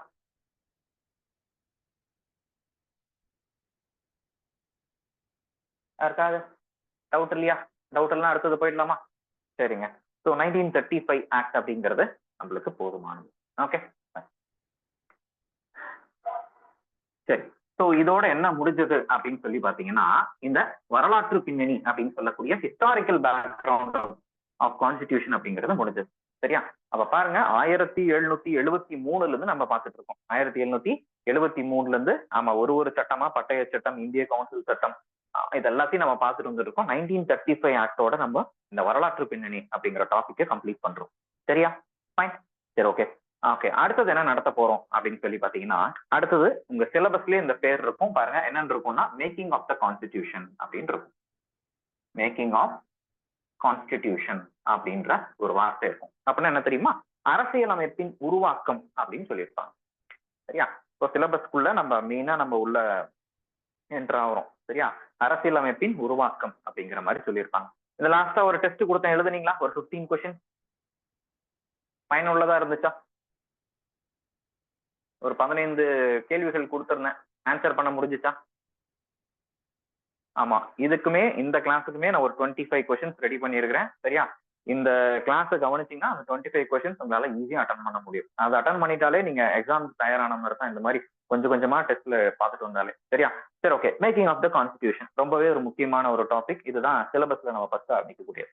ஸோ அந்த மேக்கிங் ஆஃப் த கான்ஸ்டிடியூஷன் அப்படின்னா என்னன்னா, அரசியலமைப்பின் உருவாக்கம். இந்தியாவுக்கு அப்படின்னு சொல்லிட்டு அரசியலமைப்பு வேணும். இந்தியாவுக்கு அப்படின்னு ஒரு அரசியலமைப்பை உருவாக்கணும். அந்த அரசியலமைப்பை உருவாக்குவதற்கு ஒரு சபை கூடணும் அப்படின்னு சொல்லிட்டு முதலாக கோரிக்கை வச்சது யாரு அப்படின்னு கேட்பாங்க, சரியா? சரியா, என்ன சொல்றாங்க? இந்தியாவுக்கு அப்படின்னு சொல்லிட்டு என்ன வேணும்? தனியா ஒரு அரசியலமைப்பு வேணும். அந்த அரசியலமைப்பை என்ன பண்ணணும்? ஒரு சபை வந்து கூடி அந்த சபையை என்ன பண்ணணும்? உருவாக்கணும் அப்படின்றத முதலா யார் சொன்னா அப்படின்றத கேட்பாங்க. எழுதிக்கோங்க. 1934ல எம் என் ராய், நிறைய வாட்டி டிஎன்பிஎஸ்சியோட ஒரு கொஸ்டின் வந்திருக்கு. இவர் தான் முதல்ல என்ன சொல்றாரு அப்படின்னு சொல்லி பாத்தீங்கன்னா கான்ஸ்டியூவன்ட் அசம்பிளி அப்படின்னு சொல்லக்கூடிய அரசியலமைப்பை உருவாக்குவதற்காக ஒரு சபை உருவாக்கணும் அப்படின்னு சொல்லிட்டு இவருதான் முதலாக அந்த கோரிக்கை எடுத்து வைக்கிறார். சரியா? அரசியலமைப்பு நிர்ணய சபை அப்படின்னு சொல்லுவாங்க, அந்த கான்ஸ்டியூவன்ட் அசம்பிளி. சரியா? அரசியலமைப்பு நிர்ணய சபை அப்படின்னு சொல்லுவாங்க. சோ இத யார் முதல்ல ரெக்கமெண்ட் பண்ணா அப்படின்னு சொல்லி கேட்டாங்கன்னா எம்.என். ராய் அப்படிங்கிறவங்க தான் ஃபர்ஸ்ட் சொல்லியிருப்பாங்க. ஓகே, அடுத்தது 1935 1935 இந்திய தேசிய காங்கிரஸ், ரொம்பவே ஒரு முக்கியமான பாயிண்ட், எக்ஸாம்ல கொஸ்டினாவே கேட்டிருக்காங்க. இந்திய தேசிய காங்கிரஸ் என்ன பண்ணிருப்பாங்கன்னா அபிஷியலாவே டிமாண்ட் பண்ணுவாங்க. அபிஷியலானாவே இந்திய தேசிய காங்கிரஸினுடைய ஒரு கோரிக்கையாவே எடுத்து வைக்கிறாங்க. என்னன்னு, எங்களுக்கு ஒரு சபையை உருவாக்கி கொடுங்க, அரசியலமைப்பு நிர்ணய சபையை உருவாக்கி கொடுங்க அப்படின்னு சொல்லிட்டு கோரிக்கை வந்து வைக்கிறாங்க. யாருங்க? இந்திய தேசிய காங்கிரஸ். இதுவும் எக்ஸாம்ல கொஸ்டினா கேட்டிருக்காங்க. எந்த வருஷம் வந்து அரசியலமைப்பு நிர்ணய சபை உருவாக்குவதற்கான கோரிக்கை வந்து இந்திய தேசிய காங்கிரஸ் எடுத்து வச்சது அப்படின்னு சொல்லி கேட்டாங்கன்னா 1935. முதல்ல சொன்னவர் யாரு? எம்.என். ராய் அப்படிங்கிறவர் தான் முதல்ல சொல்றாங்க. அடுத்தது மூணாவதா பாத்தீங்கன்னா 1938 1938 ஜவஹர்லால் நேரு அப்படின்னு சொல்லி ஒருத்தர் இருக்காரு இல்லையா? இந்த நேரு தான் என்ன பண்றாரு அப்படின்னு சொல்லி பாத்தீங்கன்னா இந்த அரசியலமைப்பு நிர்ணய சபையை எப்படி உருவாக்கணும் அப்படின்னு சொல்லிட்டு ஒரு விளக்கத்தோட என்ன பண்றாரு, ஒரு கோரிக்கை எடுத்து முன்வைக்கிறாரு. சரியா? சோ அதுவுமே இந்த விஷயத்த நான் வந்து தெளிவாவே நான் சொல்ல போறேன், என்ன அப்படின்னு சொல்லி பாருங்க. சோ நேரு எந்த வருஷம் கோரிக்கை எடுத்து முன்வைக்கிறாரு? 1938. 1938 என்ன சொல்றாரு அப்படின்னு சொல்லி பாத்தீங்கன்னா, நாங்க வந்து ஒரு சுதந்திரமான அரசியலமைப்பை உருவாக்கணும். சரியா? அந்த சுதந்திரமான அரசியலமைப்பு உருவாக்கணும், யாருடைய உதவியும் இல்லாம. யாருடைய உதவியும்னா வித்தவுட் பிரிட்டிஷோட இன்டர்ஃபரன்ஸ். பிரிட்டிஷ்னா யாருங்க? ஆங்கிலேயர்களுடைய உதவி இல்லாம எங்களுக்கான அரசியலமைப்பை என்ன பண்ணணும், நாங்களே உருவாக்கணும் அப்படிங்கிற ஒரு கோரிக்கையை ஜவஹர்லால் நேரு தான் முதல்ல சொல்றாரு. அதற்காக என்ன பண்ணணும் அப்படின்னு சொல்லி சொல்றாருன்னு பாத்தீங்கன்னா, அவரு என்ன சொல்றாரு, இந்த அரசியலமைப்பு நிர்ணய சபை உருவாக்கணும்னு சொல்றாரு. என்னது, எதை உருவாக்கணும்னு சொல்றாரு? Constituent assembly. கான்ஸ்டியூவன்ட் அசம்பிளி அப்படின்னு சொல்றாங்க. அசம்பிளினா என்னதுங்க? ஆமா, இது ஒரு அவை. சரியா? எதற்காக? அரசியலமைப்பை உருவாக்குவதற்கு என்ன வேணும், ஒரு அரசியலமைப்பு நிர்ணய சபையை உருவாக்கணும். இந்த அரசியலமைப்பு நிர்ணய சபையில இருக்கக்கூடிய உறுப்பினர்கள், இந்த இதுல இருக்காங்க இல்லையா உறுப்பினர்கள், அவங்களை எப்படி தேர்ந்தெடுக்கணும் அப்படின்னு சொல்லி பாத்தீங்கன்னா பேசிஸ் ஆன் அடல்ட் பிரான்சைஸ். சரியா? பேசிஸ் ஆன் அடல்ட் பிரான்சைஸ் மூலியமா தேர்ந்தெடுக்கணும்னு சொல்றாரு. பேசிஸ் ஆன் அடல்ட் பிரான்சைஸ்னா பெரிய வார்த்தை எல்லாம் கிடையாது, வயது வந்தோர் வாக்குரிமை. இப்ப எப்படி நாம எல்லாம் தேர்தல்ல வாக்களிக்கிறோம், கரெக்டா? இப்ப நாம எல்லாம் தேர்தல்ல வாக்களிச்சதுனாலதான் எம்பி எம்எல்ஏக்கள்லாம் போய் நாம் என்ன பண்றாங்க, ஆமா, லோக்சபா ராஜ்யசபால உட்கார்ந்துருக்காங்க. அது போல இந்தியாவில வந்து வயது வந்தோர் வாக்குரிமைன்னா 18 வயசு பூர்த்தியானவங்க எல்லாமே சேர்ந்து என்ன பண்ணணுமா, ஒரு தேர்தல் அவங்களுக்கு எல்லாம் ஒரு தேர்தல் நடத்தி அந்த தேர்தல்ல வாக்களிச்சு அதுல ஜெயிக்கிறவங்க மட்டும்தான் என்ன பண்ணணும், இந்த சபையில வந்து உட்காரணும். இந்த சபையில இருக்கவங்க என்ன பண்ண போறாங்க, ஆமா, இந்தியாவுடைய அரசியலமைப்பு உருவாக்க போறாங்க அப்படிங்கிற விஷயத்த நேரு தான் முதல்ல சொல்றாரு. சரியா? இது ரொம்பவே ஒரு முக்கியமான விஷயம். சரியா? நேரு வந்து எப்படி வந்து அரசியலமைப்பை உருவாக்கணும் அப்படின்னு சொன்னாரு அப்படிங்கிற கேள்விகள் எல்லாமே நம்மளுக்கு இதுக்கு முன்னாடி கேட்டிருக்கிறாங்க. சரியா? எப்படி சொல்றாரு? பேசிஸ் ஆன் அடல்ட் பிரான்சைஸ் அப்படின்னு சொல்றாங்க. இதுல ஏதாவது டவுட் இருக்கா? ஏதாவது டவுட் இருக்கா? யாருக்காவது புரியாம இருக்கா? புரியாம இருந்தா சொல்லுங்க, நான் மறுபடியும் சொல்றேன். இல்லையா? ஓகே, இல்லைன்னா அடுத்தது போயிடலாம். Okay, fine. ஸோ இந்த கோரிக்கைய ஏத்துக்கிட்டாங்களா? இந்த கோரிக்கையை பிரிட்டிஷ் அரசாங்கம் ஏத்துக்கிட்டா, அரசியலமைப்பு நிர்ணய சபை உருவாக்கப்பட்டுச்சா அப்படிங்கறத அடுத்ததா நாம பார்க்க போறோம். சரியா? ஆரம்ப காலகட்டத்துல அரசியலமைப்பு நிர்ணய சபை அப்படிங்கறத உருவாக்குவதற்கு பிரிட்டிஷார் வந்து என்ன பண்ணாங்க, மறுப்பு தெரிவிச்சாங்க. சரியா? அரசியலமைப்பு நிர்ணய சபை எல்லாம் உருவாக்க முடியாது அப்படிங்கிறத போல மறுப்பு தெரிவிச்சாங்க. பட் இந்த 2ஆம் உலக போர் அப்படின்னு ஒரு விஷயம் இருக்கு. இந்த 2ஆம் உலக போர் அப்படின்ற போது இங்கிலாந்து அப்படிங்கிறவங்க தோல்வியை நோக்கி நகர்ந்து கொண்டிருப்பாங்க. ஒரு கட்டத்துல இங்கிலாந்து தோற்றுரும் அப்படின்ற ஒரு சூழ்நிலையே இருக்கும். அப்போ இந்தியர்களுடைய உதவி அப்படிங்கிறது அவங்களுக்கு தேவைப்பட்டுச்சு. அதனால ஆங்கிலேயர்கள் என்ன பண்ணாங்கன்னா, 2ஆம் உலக போர்ல நீங்க கலந்துக்கோங்க, சரியா, கலந்து கொண்டு பிரிட்டிஷ் அரசுக்கு நீங்க வந்து உதவி செஞ்சீங்கன்னா போர் முடிஞ்சதுக்கு அப்புறம் நாங்க என்ன பண்றோம், உங்களுக்கு ஒரு சபையை உருவாக்கி கொடுக்குறோம். அந்த சபை மூலியமா நீங்க என்ன பண்ணிக்கலாம், ஆமா, அரசியலமைப்பை உருவாக்கிக்கலாம் அப்படிங்கிற மாதிரி ஒரு சின்ன ஒரு அறிவிப்பை கொடுக்குறாங்க. சரியா? இது போல அறிவிப்புகள்லாம் நீங்க அந்த ஹிஸ்டரியில நம்ம படிச்சுக்கலாம். சரியா? சோ இதற்காக இந்தியாவுக்கு என்ன பண்றாங்கன்னு பாத்தீங்கன்னா கேபினெட் மிஷன் அப்படின்னு சொல்லிட்டு ஒரு தூதுக்குழு வருது. சரியா? இதை கேட்பாங்க எக்ஸாம்ல. கேபினெட் மிஷன், கேபினெட் தூதுக்குழு அப்படின்னு சொல்லுவாங்க. எந்த வருஷம் இந்தியாவுக்கு வராங்கன்னா 1946. 1946 ஏன்னு பாத்தீங்கன்னா 45ல நம்மளுக்கு 2ஆம் உலகப் போர் அப்படிங்கிறது முடிஞ்சு போயிடுது. கரெக்டா? 2ஆம் உலகப் போர் 45ல முடிஞ்சிடும். அதே போல இந்த கேபினட் தூதுக்குழு அப்படிங்கிறவங்க என்ன பண்றாங்க? ஆமா, இந்தியாவுக்குள்ள வராங்க. இந்த கேபினட் தூதுக்குழு எதற்காக இந்தியாவுக்கு வராங்க அப்படின்னு சொல்லி பாத்தீங்கன்னா, இந்த அரசியலமைப்பு நிர்ணய சபை இருக்கு இல்லையா, அதற்கான ஒரு தேர்தல் அப்படிங்கிறத நடத்துவதற்காகத்தான் இந்த கேபினட் மிஷன் அப்படிங்கிறவங்க இந்தியாவுக்குள்ள வராங்க. எக்ஸாம்ல கொஸ்டினாவே கேட்டிருக்காங்க. என்ன கேட்டிருக்காங்கன்னா, அரசியலமைப்பு நிர்ணய சபை அப்படின்னு சொல்லக்கூடிய தேர்தல் யாருடைய மேற்பார்வையில நடந்துச்சு? நான் சொல்றது புரியுதா? அரசியலமைப்பு நிர்ணய சபையினுடைய தேர்தல் யாருடைய மேற்பார்வையில் நடந்துச்சு அப்படின்னு சொல்லி கேட்பாங்க. யாருடைய மேற்பார்வையில் நடக்குது? ஆமா, கேபினட் மிஷன் அப்படின்னு சொல்லக்கூடிய கேபினட் தூதுக்குழு தான். இந்த கேபினட் தூதுக்குழு என்ன பண்றாங்க அப்படின்னு சொல்லி பாருங்க. ரொம்பவே முக்கியமான விஷயம் இதெல்லாம். சரியா? இந்தியாவை மொத்தம் 389 தொகுதிகளாக பிரிக்கிறாங்க. இது எக்ஸாம்ல கேட்டிருக்காங்க. கேபினட் தூதுக்குழு மூலியமாக இந்தியாவில தேர்தல் நடக்க போகுது. எத்தனை தொகுதிக்கான தேர்தல் அப்படின்னு சொல்லி பாத்தீங்கன்னா, எத்தனை தொகுதி? 389 தொகுதிகளாக பிரிக்கப்பட்டது இந்தியா. சரியா? ஃபைன். சரி, ஓகே. இதுல பாருங்க, இதுலயும் ரொம்ப முக்கியமான விஷயம் என்னன்னு பாத்தீங்கன்னா, இந்த 389 ரெண்டா பிரிக்கிறாங்க. எப்படி தெரியுமா ரெண்டா பிரிக்கிறாங்க? 296. சரியா? 296 வந்து பிரிட்டிஷ் இந்தியாவுக்கு ஒதுக்குறாங்க. சரியா? பிரிட்டிஷ் இந்தியாவுக்கு ஒதுக்குறாங்க. பிரிட்டிஷ் இந்தியானா ஒண்ணும் இல்ல, இந்தியாவை தான் அந்த டைம் என்ன சொல்லுவாங்க? பிரிட்டிஷ் இந்தியா அப்படின்னு சொல்லுவாங்க. சரியா? Okay, fine. அடுத்ததா 93 தொகுதிகள். சரியா? 93 தொகுதிகள் யாருக்கு ஒதுக்கப்படுகிறது அப்படின்னு சொல்லி பாத்தீங்கன்னா, எக்ஸாம்ல இதையும் கொஸ்டினா கேட்டிருக்கிறாங்க. பிரின்ஸ்லி ஸ்டேட் அப்படின்னு சொல்லுவாங்க. பிரின்ஸ்லி ஸ்டேட் அப்படின்னு சொல்ல போனா அரசர்கள் ஆட்சி செய்யக்கூடிய பகுதி. அரசர்கள் ஆட்சி செய்யக்கூடிய பகுதினா சிம்பிளா சொல்லணும்னா, மைசூர் மகாராஜா இருந்தார் அந்த காலத்துல. சரியா? ஹைதராபாத் நிசாம் இருந்தாங்க. சோ அது போல இந்தியாவில சிற்றரசர்களும் அந்த 1946 இந்த காலகட்டத்துல ஆட்சி செஞ்சுட்டு இருந்தாங்க. சோ அவர்கள் சார்பாகவும் என்ன பண்றோம்? நம்ம இந்த அரசியலமைப்பு நிர்ணய சபைக்கு என்ன பண்றோம்? ஆள் எடுக்க போறோம் நம்ம. அப்ப பிரிட்டிஷ் இந்தியாவுக்கு ஒதுக்கப்பட்டாங்க. மொத்தம் 11 மாகாணங்கள் இருந்தது மொத்தம். சரியா? மொத்தம் எத்தனை இருந்துச்சு? 11 கவர்னர் ப்ராவின்ஸ் சொல்லுவாங்க. சரியா? 11 மாகாணங்கள்ல இருந்து எத்தனை பேர் எடுக்க போறோம்? 296 உறுப்பினர்கள் எடுக்க போறோம். சரியா? மன்னராட்சி செய்யக்கூடிய பகுதிகள்ல இருந்து எத்தனை பேர் எடுக்க போறோம்? 93 பகுதிகள் அப்படிங்கிறது எடுக்க போறோம். 93 உறுப்பினர்கள் எடுக்க போறோம். புரிஞ்சதா? ஃபைன். இதே கூட நம்மளுக்கு எக்ஸாம்ல கொஸ்டினா கேட்பாங்க. ஓகேவா? இந்த 389 அப்படிங்கிறது எதன் அடிப்படையில அவங்க சூஸ் பண்றாங்க? சரியா?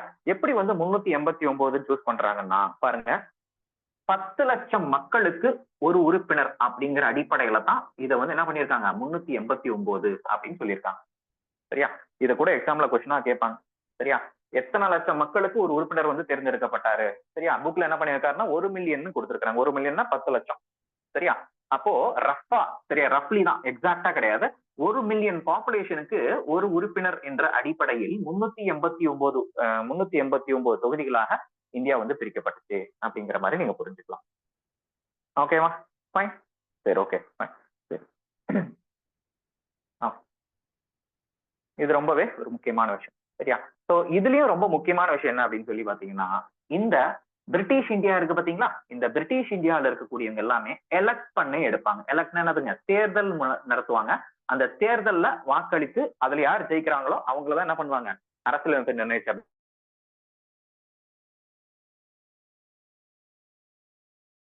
இருக்கோம் இல்லையா, இவங்க என்ன பண்ணிக்கலாம்னா நாமினேட் பண்ணிக்கலாம்.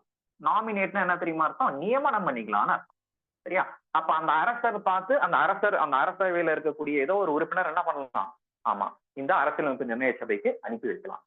சரியா? நான் சொல்றது புரிஞ்சுக்கோங்க, நல்லா தெளிவா புரிஞ்சுக்கோங்க. இந்த 296 தொகுதிகளுக்கு மட்டும்தான் என்ன பண்ண போறாங்க? எலெக்ஷன் கண்டக்ட் பண்ணி எடுக்க போறாங்க. சரியா? எலெக்ஷன் கண்டக்ட் பண்ணி எடுக்க போறாங்க. ரொம்ப முக்கியமான விஷயம். இந்த மன்னராட்சி பண்றாங்க பாத்தீங்களா, இவங்களுக்கு எலெக்ஷன் எல்லாம் கிடையாது. இந்த மன்னராட்சி பண்ணக்கூடியவர்கள் மன்னர் என்ன பண்ணலாம்? அவங்க உறுப்பினர் யாராவது ஒருத்தரை டைரக்டா என்ன பண்ணலாம்? அனுப்பி வைக்கலாம். அதுக்கு பேரு நியமனம்னு சொல்லுவாங்க. சரியா? அதுதான் நாமினேட்னு. புரிஞ்சதா? ஃபைன். இதுல எதுக்காக நான் இவ்வளவு தெளிவா சொல்றாங்கன்னா, எக்ஸாம்ல கொஸ்டின் கேட்டிருக்காங்க. என்ன கேட்டிருக்காங்கன்னா, அரசியலமைப்பு நிர்ணய சபை, நான் ஷார்ட்டா எழுதுற கான்ஸ்டியூவன்ட் அசம்பிளின்னு எழுதுறேன், அரசியலமைப்பு நிர்ணய சபையினுடைய தேர்தல் எப்படி நடந்துச்சு அப்படின்னு சொல்லி கேட்பாங்க. சரியா? எப்படி நடந்துச்சுன்னா என்னது கிடையாதுங்க, இது வந்து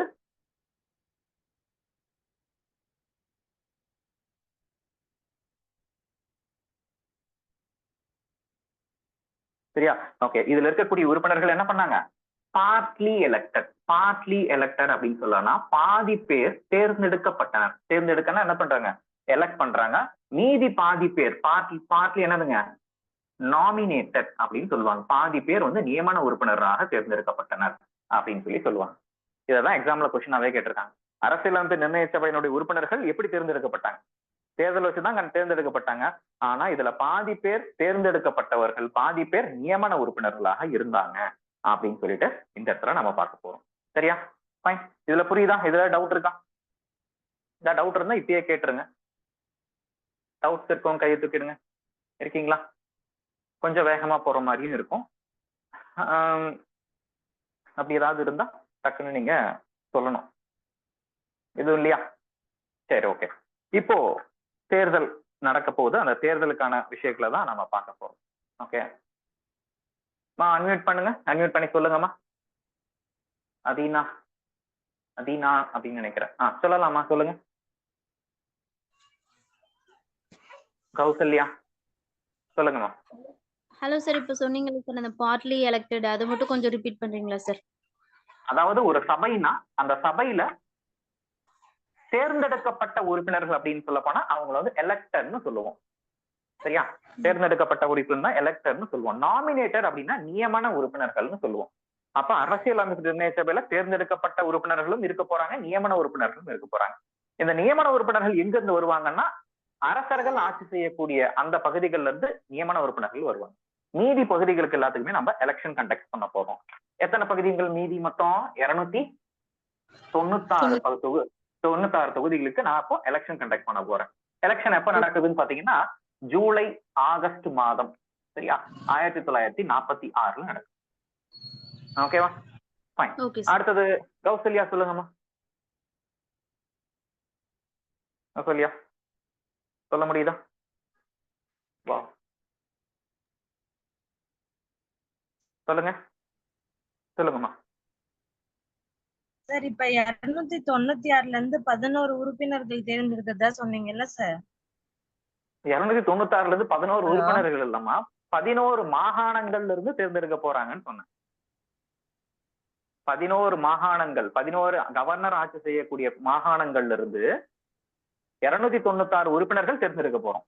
மெட்ராஸ் மாகாணம், பாம்பே மாகாணம், அஸ்ஸாம் மாகாணம், ஐக்கிய மாகாணம், பெங்கால் மாகாணம், இது போல மாகாணங்கள் இருக்கு. அந்த மாகாணங்கள்ல இருந்து 296 பேர் சூஸ் பண்ண போறோம். புரியுதுங்களா? Okay sir, okay sir, thank you. Sir, அதே மாதிரி 296 போட்டிருக்கீங்களா சார்? 296 பேருன்ட்டு அத புக்ல வந்து முதன்மை ஆணையர்கள் அப்புறம் ஒரு பலச்சஸ்தான் கொடுத்திருப்பாங்க சார். அது சேர்த்துதான் 296 போட்டிருக்கீங்களா சார்? ஆமாங்க. அதாவது இந்த 296 இப்படி கூட பிரிச்சு சொல்லுவாங்க. பாருங்க, 296 அப்படிங்கறத ஸ்கூல் புத்தகத்துல இன்னும் பிரிச்சிருப்பாங்க. எப்படின்னா 292 + 4ன்னு பிரிச்சிருப்பாங்க. இந்த 4 வந்து ராணுவ படைத்தளபதி ஆட்சி செய்யக்கூடிய பகுதி. சிம்பிளா சொல்லணும்னா ABCD ஞாபகம் வச்சிருப்பேன் நான். ABCD. ஏன்னா அஜ்மீர், பின்னா பலுச்சிஸ்தான், சின்னா கூர்க், டின்னா டெல்லி. ஓகே ஓகே சார், புரியுதுங்களா? இப்படி கூட நான் பிரிச்சு கூட சொல்லலாம். அதை நான் பிரிச்சோம்னா கொஞ்சம் கன்ஃபியூஸ் ஆவீங்கன்னா ஃபர்ஸ்டே 296ன்னு சொல்லிட்டேன். 296 அப்படிங்கிறது 4 வந்து இந்த ராணுவ படைத்தளபதிகள் ஆட்சி செய்வாங்க. அந்த 4 பேர் இருந்ததுன்னா ஓகே. ஏன்னா அஜ்மீர்.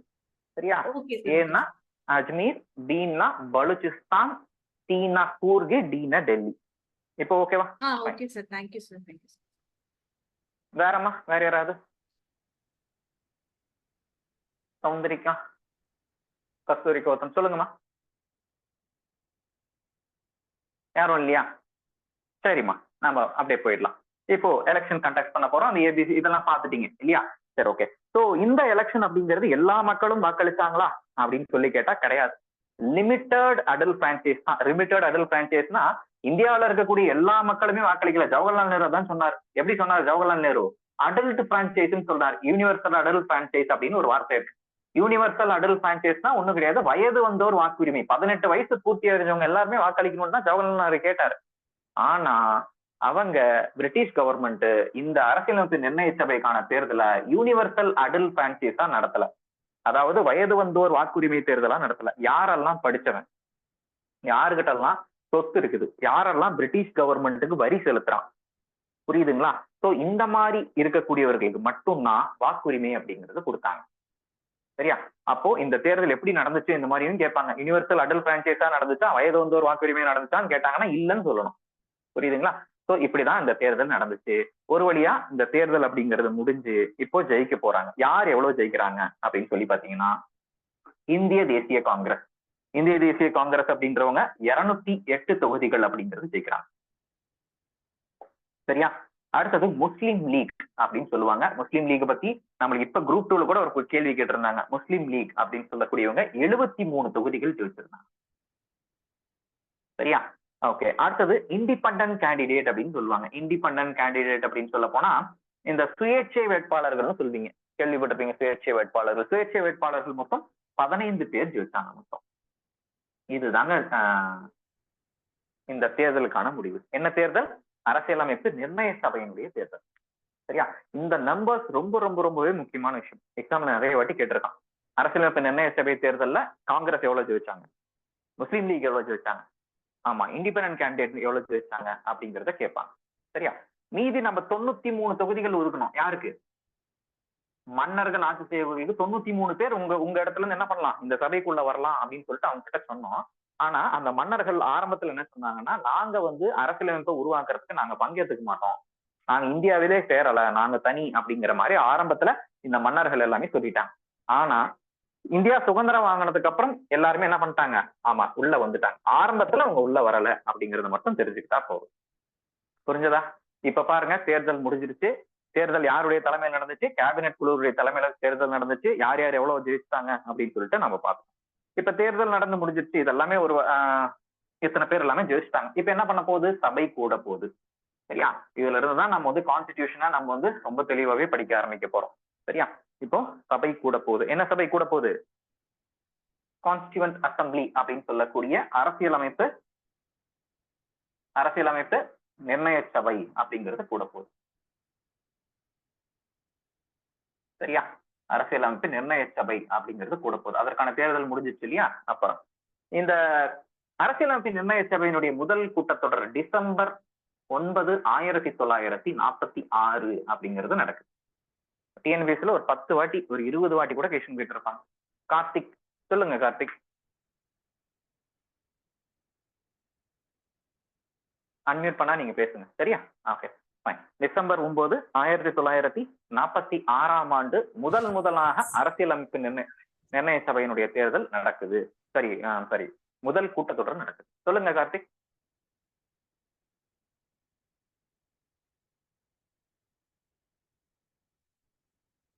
சரி,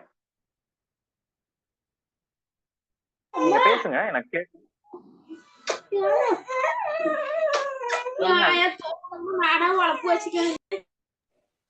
சார் சரி பாருங்க. ஹலோ சொல்லுங்கம்மா. சார், சொல்லுங்க, ஸ்கிரீன் சொல்லுங்க. விசிபிள் ஆகல சார். விசிபிள் ஆகலையா? ஆமாங்க எல்லாரும் சார். விசிபிள்ல தான் இருக்கு எல்லாருக்குமே. எல்லாருக்கும் விசிபிளா தானே இருக்கு? எல்லாருக்கும் விசிபிளா இருக்குன்னு நினைக்கிறேம்மா. உங்க சைட்ல ஏதாவது மிஸ்டேக் இருக்கான்னு பாத்துருங்க. சார் எல்லாத்துக்கும் கரெக்டா இருக்கா? சரி, எல்லாருக்கும் ஸ்கிரீன் விசிபிளா தான் சார் இருக்கு. ஓகே, தேங்க்யூமா. சரி, ஓகே, நீங்க கொஞ்சம் செக் பண்ணிக்கோங்க மேடம். சரி, ஓகே பாருங்க.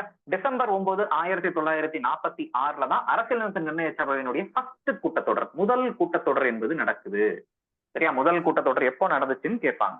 சரியா? இந்த முதல் கூட்டத்தொடர்ல யாரெல்லாம் கலந்துகிட்டாங்க, இதெல்லாம் கூட கொஸ்டினா வரும். நம்மளுக்கு நிறைய வாட்டி கொஸ்டின் கேட்டிருக்காங்க. முதல் கூட்டத்தொடர்ல எத்தனை பேர் கலந்துகிட்டாங்கன்னா வெறும் 211 பேர் தான் கலந்துகிட்டாங்க. சரியா? இந்த நம்பர் இருக்கு இல்லையா, இந்த நம்பரை டிஎன்பிஎஸ்ல நிறைய வாட்டி கொஸ்டினா கேட்டிருக்காங்க. எத்தனை பேர் கலந்துகிட்டாங்கன்னு கேட்டிருக்கான். 211 பேர் கலந்துகிட்டாங்க முதல் கூட்டத்தொடர்ல. சரியா? சோ இதுல முஸ்லீம் லீக் கலந்து கொள்ளவில்லை. சரியா? முஸ்லீம் லீக்ல எத்தனை பேர் ஜெயிச்சாங்க? 73 பேர் ஜெயிச்சாங்கன்னு நினைக்கிறேன். கரெக்டா? முஸ்லீம் லீக் மொத்தம் 73 பேர் ஜெயிச்சாங்க. 73 பேர் கலந்துக்கல. ஏன்னா அவங்க தனி பாகிஸ்தான் வேணும் அப்படிங்கிற கோரிக்கையில அவங்க என்ன பண்ணல, ஆரம்பத்துல நாங்க இந்த சபையில கலந்துக்க மாட்டோம் அப்படின்னு சொல்லிடுவாங்க. சரியா? ஃபைன். சோ இது ரொம்பவே ஒரு முக்கியமான விஷயம். இந்த முதல் கூட்டத்தொடரை பொறுத்த வரைக்கும் 211 பேர்னு சொல்லியிருக்கேன். உங்க ஸ்கூல் புத்தகத்துல ஒரு விஷயத்த சொல்லியிருக்காங்க. என்ன சொல்லியிருக்காங்கன்னா, இந்த 211 பேர்ல 15 பேர் பெண்கள் அப்படின்னு சொல்லியிருக்காங்க. உங்க ஸ்கூல் புத்தகத்துல இருக்கு. 215ல 15 பேர் ஆமா பெண்களாக இருந்தாங்க அப்படின்னு சொல்லியிருக்காங்க. ஸோ இதுவே ரொம்ப முக்கியமான விஷயம். ஓகேவா, ஃபைன். ஸோ அப்ப முதல் கூட்டத்தொடரில் எப்பொழுதுமே தலைவர் தேர்ந்தெடுப்பாங்க. தலைவர்னா என்ன தெரியுமா அர்த்தம்? ஒரு கூட்டத்தொடர்னா கண்டிப்பா அந்த கூட்டத்தொடரை வழி நடத்துறதுக்கு ஒரு தலைவர் தேவை இல்லையா? அந்த தலைவர் யாராக இருந்தா அப்படின்னு சொல்லி பாத்தீங்கன்னா டாக்டர் சச்சிதானந்த சின்ஹா என்பவர் தான் டெம்பரவரி பிரசிடென்ட்னு சொல்லுவாங்க. Temporary president. இந்த இடத்துல பிரசிடென்ட் அப்படின்னு சொல்ல போகும்போது நீங்க குடியரசுத் தலைவர்னு எழுத வேண்டாம், தலைவர்னு எழுதிக்கணும். சரியா? தற்காலிக தலைவராக சச்சிதானந்த சின்ஹா என்பவர் தேர்ந்தெடுக்கப்பட்டார். சரியா? தற்காலிக தலைவராக சச்சிதானந்த சின்ஹா என்பவர் தேர்ந்தெடுக்கப்பட்டார். எப்பொழுதுமே முதல் கூட்டத்தொடர்ல இது போல என்ன பண்ணுவாங்க, தற்காலிக தலைவர் தான் தேர்ந்தெடுப்பாங்க. சரியா? இது தற்காலிக தலைவரை எப்படி தேர்ந்தெடுக்கிறாங்க அப்படிங்கிறதும் நம்மளுக்கு எக்ஸாம்ல கொஸ்டினா கேட்டிருக்காங்க. சரியா? எப்படின்னா ஓல்டஸ்ட் பர்சன். சரியா? ஓல்டஸ்ட் பர்சன் அப்படின்னும் போது இதுல வந்து வயதில் மூத்தவர் அப்படின்னு வச்சுக்கலாம், அனுபவத்தில் மூத்தவர் அப்படின்னு வச்சுக்கலாம், அரசியலில் மூத்தவர், எப்படி வேணா நீங்க புரிஞ்சுக்கலாம். சரியா? சோ இது போல முதல் கூட்டத்தொடர்ல வயதில் மூத்தவர் தான் என்ன பண்ண சொல்லுவாங்களாம், நீங்க தலைமை தாங்குங்க அப்படின்னு சொல்லிட்டு சொல்லுவாங்க. அப்போ அந்த வயதில் மூத்தவர் தான் யாரு, நம்மளுக்கு சச்சிதானந்த சின்ஹா. இந்த பழக்கம் எந்த நாட்டிலிருந்து கொண்டு வரப்பட்டது அப்படின்னு சொல்லி பாத்தீங்கன்னா பிரெஞ்சு நாட்டுல இருந்து. சரியா? பிரெஞ்சு நாட்டுல தான் என்ன பண்ணுவாங்க, முதல் கூட்டத்தொடரா இந்த பாருங்க அனுபவத்தில் மூத்தவர் நீங்க தான் தலைமை தாங்கணும், சரியா, ஒரு வழி நடத்துங்க அப்படிங்கிறது போல சொல்லுவாங்க போல. ஸோ அதைத்தான் நாமளும் என்ன பண்ணியிருக்கோம், வயதில் மூத்தவரை டாக்டர் சச்சிதானந்த சின்ஹாவை முதல் கூட்டத்தொடரில் தலைமை தாங்க வைத்தோம். அவர் தான் வந்து தற்காலிக தலைவராக செயல்பட்டார். புரிஞ்சதா? ஃபைன், சரி, ஓகே. அடுத்ததாக இரண்டாவது கூட்டத்தொடர், அரசியலமைப்பு நிர்ணய சபையினுடைய இரண்டாவது கூட்டத்தொடர். ஓகே, இரண்டாவது கூட்டத்தொடர் எப்போ நடக்குது அப்படின்னு சொல்லி பாத்தீங்கன்னா இரண்டாவது கூட்டத்தொடர் டிசம்பர் 11 அப்படிங்கிற நாள் நடக்குது. அதே 1946 தான். சரியா? அதே 1946 டிசம்பர் 11ஆம் தேதி இரண்டாம் கூட்டத்தொடர் நடக்குது. இந்த இரண்டாம் கூட்டத்தொடர்ல தான் பிரசிடென்ட்னா இந்த இடத்துல தலைவர்னா மறுபடியும் அர்த்தம். சரியா? அதுக்கப்புறம் வைஸ் பிரசிடென்ட் துணைத் தலைவர் என்பவர் தேர்ந்தெடுக்கப்பட்டார். ரொம்ப முக்கியமான விஷயம், எலெக்டர்னா தேர்ந்தெடுக்கப்படுறாங்க. சரியா? அவர் தான் தற்காலிக தலைவர் இல்லையா அவரு. ஸோ இந்த இரண்டாவது கூட்டத்தொடர்ல தான் தேர்ந்தெடுக்கப்பட்டாங்க. இதையும் கேட்டிருக்காங்க, எந்த கூட்டத்தொடர்ல தேர்ந்தெடுத்தாங்க அப்படின்னு சொல்லி கேட்டிருக்காங்க. செகண்ட் மீட்டிங்ல என்ன பண்றாங்க, ஆமா தேர்ந்தெடுக்கிறாங்க. யார் வந்து தலைவர் அப்படின்னு சொல்லி பாத்தீங்கன்னா டாக்டர் ராஜேந்திர பிரசாத். டாக்டர் ராஜேந்திர பிரசாத் அப்படிங்கிறவர் தான் தலைவராக தேர்ந்தெடுக்கப்படுறார். துணைத் தலைவர் யாரு அப்படின்னு சொல்லி பாத்தீங்கன்னா ஹெச்.சி. முகர்ஜி மற்றும் வி.டி. கிருஷ்ணமாச்சாரி. சரியா? வி.டி. கிருஷ்ணமாச்சாரி ரெண்டு துணைத் தலைவர். ரொம்ப நல்லா புரிஞ்சுக்கோங்க, ஒரு தலைவரும் இரண்டு துணைத் தலைவர்கள் அப்படிங்கிறது நம்மளுக்கு என்ன பண்ணிருக்காங்க, இந்த இரண்டாவது கூட்டத்தொடர்ல தேர்ந்தெடுத்திருக்கிறாங்க அப்படிங்கிறது ரொம்பவே ஒரு முக்கியமான விஷயம். புரிஞ்சதா? இரண்டாவது கூட்டத்தொடர் அப்படிங்கிறது முடிஞ்சிருச்சு. அடுத்ததா மூணாவது. சரியா? மூணாவது மீட்டிங் கூட வச்சுக்கலாம். இந்த மூணாவது மீட்டிங் எப்ப நடக்குது அப்படின்னு சொல்லி பாத்தீங்கன்னா டிசம்பர் 13. ஆனா டேட் போயிட்டே இருக்குன்னு நினைக்காதீங்க, இந்த ஒரு டேட்டோட முடிச்சிடும், அவ்வளவுதான். சரியா? டிசம்பர் 13 அப்படின்னு சொல்லுவாங்க. இந்த டிசம்பர் 13 ரொம்பவே ஒரு முக்கியமான ஒரு விஷயம். என்ன அப்படின்னு சொல்லி பாத்தீங்கன்னா இந்த மூணாவது மீட்டிங்ல தான் ஜவஹர்லால் நெஹ்ரு, சரியா, ஜவஹர்லால் நெஹ்ரு என்ன பண்றாரு அப்படின்னு சொல்லி பாத்தீங்கன்னா ஒரு தீர்மானத்தை கொண்டு வராரு. அந்த தீர்மானத்தின் பேர் என்ன அப்படின்னு சொல்லி பாத்தீங்கன்னா அப்ஜெக்டிவ் ரெசல்யூஷன். சரியா? என்னது? அப்ஜெக்டிவ் ரெசல்யூஷன் அப்படின்னு சொல்லுவாங்க. குறிக்கோள் தீர்மானம் என்று அழைக்கப்படுது. ரொம்பவே முக்கியமான ஒரு வார்த்தை. சரியா? குறிக்கோள் தீர்மானம் எப்போ கொண்டு வந்தாங்க அப்படின்னு கேட்டிருக்கிறாங்க. டிசம்பர் 13 தான் குறிக்கோள் தீர்மானம் கொண்டு வரப்பட்டது. சரியா?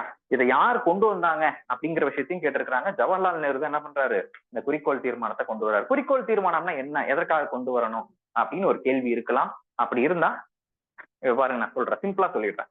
இந்த அரசியலமைப்பு நிர்ணய சபை எதுக்காக கூடுச்சு? அரசியலமைப்பை உருவாக்குவதற்காக கூடுச்சு. கரெக்டா? அரசியலமைப்பை உருவாக்குவதற்காக தான் அரசியலமைப்பு நிர்ணய சபை கூடுது. அப்போ இந்த சபை வந்து பாத்தீங்கன்னா என்னென்ன சிறப்பம்சங்களை கொண்டு அரசியலமைப்பை உருவாக்கணும், நான் சொல்றது புரியுதா? என்னென்ன சிறப்பம்சங்களை கொண்டு அரசியலமைப்பை உருவாக்கணும், அரசியலமைப்பினுடைய அடிப்படை தத்துவம் என்னவா இருக்கணும், அரசியலமைப்பினுடைய நோக்கம் என்னவா இருக்கணும், நம்ம நாட்டுடைய அரசியலமைப்புல என்னென்ன சிறப்பம்சங்கள் இருக்கணும் அப்படிங்கிற விஷயத்த ஜவஹர்லால் நேரு என்ன பண்றாருன்னா குறிக்கோள் தீர்மானம் என்ற பெயரில் என்ன பண்றாரு, ஆமா, ஒரு உரையை என்ன பண்றாரு, இந்த இடத்துல ஒரு தீர்மானத்தை கொண்டு வராரு. சரியா? அது ரொம்ப முக்கியமான விஷயம், அதனாலதான் பொறுமையா சொல்றேன். சரியா? ஒரு தீர்மானம் யார் கொண்டு வந்தா? ஜவஹர்லால் நேரு கொண்டு வராரு. அப்ப ஜவஹர்லால் நேரு கொண்டு வந்த தீர்மானம் சபையில் இருக்கக்கூடிய அனைவராலும் என்ன பண்ணணும்? ஆமா, ஏற்றுக்கொள்ளப்படணும். கரெக்டா? ஜவஹர்லால் நேரு மட்டும் ஒரு தீர்மானத்தை கொண்டு வந்துட்டா அது செல்லுபடி ஆயிடாது இல்லையா? அப்போ சபையில இருக்கக்கூடிய அனைத்து உறுப்பினர்களுமே என்ன பண்ணணும்? அந்த தீர்மானத்தை ஏற்றுக்கொள்ளணும் அப்படிங்கிற ஒரு விஷயம் இருக்கு. சரியா? அப்போ எப்பொழுது இந்த சபையில இருக்க இந்த உறுப்பினர்கள் எல்லாமே இந்த தீர்மானத்தை ஏத்துக்கிட்டாங்க அப்படின்னு சொல்லி பாத்தீங்கன்னா, ஜனவரி 22, 1947. சரியா? இந்த தேதி ரொம்ப முக்கியம். சரி, எழுதிக்கோங்க. ஜனவரி 22, 1947 அரசியலமைப்பு நிர்ணய சபை என்ன பண்ணுச்சு? குறிக்கோள் தீர்மானத்தை ஏற்றுக்கொண்டது. சரியா? வருஷத்தை பாருங்க, ரொம்ப முக்கியம். 47. சரியா? வருஷம் ரொம்ப ரொம்ப முக்கியமானது. 47 அப்படின்னு சொல்லி இந்த இடத்துல பாத்துக்கணும். குறிக்கோள் தீர்மானம் எப்பொழுது சபையினரால் ஏற்றுக்கொள்ளப்பட்டது? டிஎன்பிஎஸ்ஸோட கேள்வி இவ்வளவுதான், சிம்பிளா முடிச்சிருவாங்க.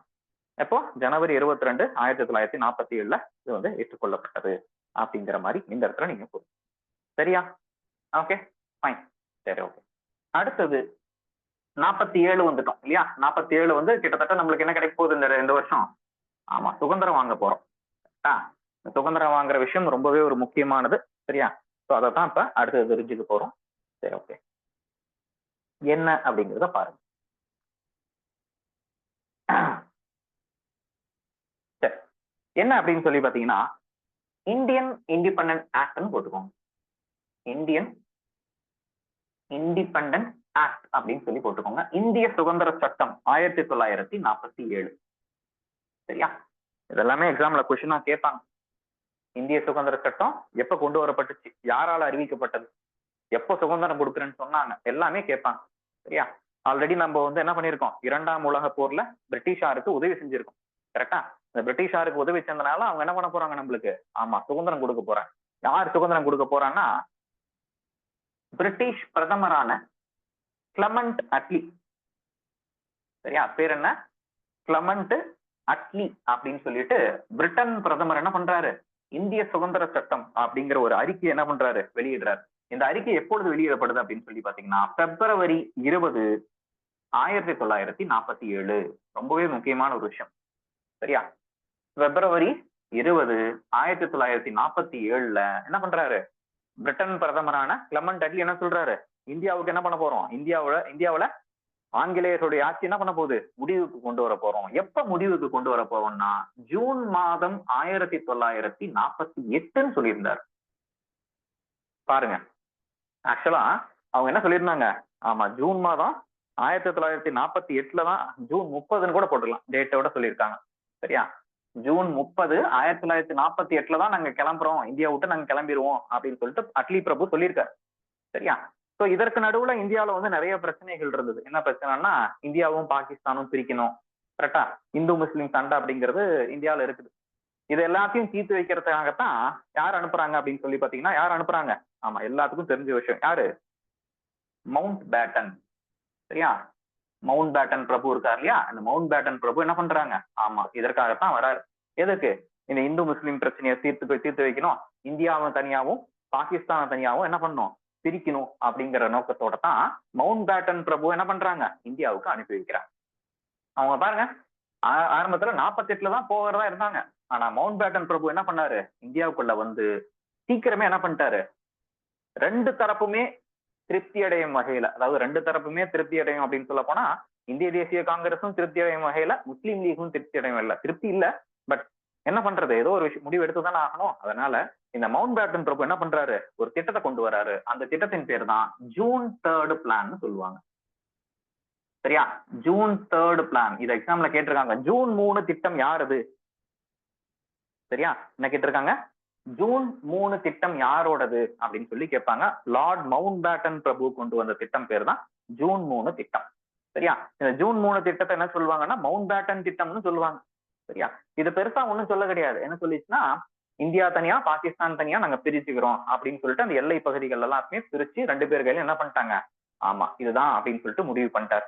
மவுண்ட் பேட்டன் பிரபு என்ன பண்ணிட்டாரு? ஆமா, அந்த ஜூன் 3 திட்டத்தை என்ன பண்ணிட்டாரு? நேரா பிரிட்டன் பிரதமரான யாருங்க? கிளமண்ட் அட்லி கிட்ட போயிட்டு என்ன பண்ணிட்டாரு? கையெழுத்து வாங்கி எதிர்பாராத விடமாக நம்மளுக்கு ஆகஸ்ட் 15 நள்ளிரவு 1947 சரியா நம்மளுக்கு சுதந்திரம் கொடுத்தாங்க. அப்போ வந்த வேலையை சீக்கிரமா முடிச்சுட்டு போயிட்டார். யாரு? மவுண்ட் பேட்டன் பிரபு. அதாவது விடிய காலில் ஆகஸ்ட் 15 இருக்கு இல்லையா? ஸோ அப்ப பாகிஸ்தான் வந்து ஆகஸ்ட் 14 அவங்க வந்து சுதந்திர தினமா அவங்க கொண்டாடிப்பாங்க. ஆகஸ்ட் 15 அப்படிங்கிறத நாம வந்து சுதந்திர தினமா கொண்டாடிப்போம். சரியா? தான் இந்திய சுதந்திர சட்டம். இந்திய சுதந்திர சட்டத்தின் கீழே என்ன தேதி சொல்லப்பட்டது? இந்தியாவும் பாகிஸ்தானையும் பிரிப்பதற்காக யார் அனுப்பிச்சு வச்சாங்க? மவுண்ட் பேட்டன் பிரபு. அவர் கொண்டு வந்த திட்டம் ஜூன் 3 திட்டம். அதன் அடிப்படையில பிரிட்டன் பாராளுமன்ற ஒப்புதல் அடிப்படையில ஆகஸ்ட் 15 அன்னைக்கு என்ன கிடைச்சிச்சு நம்மளுக்கு? ஆமா, சுதந்திரம் கிடைச்சிருச்சு அப்படின்னு சொல்லி பாக்குறோம். சரியா? ஏடா சம்மதமே இல்லாத இந்த விஷயத்தை நடுவுல கொண்டு வர அப்படின்னு சொல்லி நீங்க நினைக்கலாம். சரியா? சம்பந்தம் இப்ப இருக்கும். சரியா? என்ன அப்படிங்கிறத பார்க்கலாம்.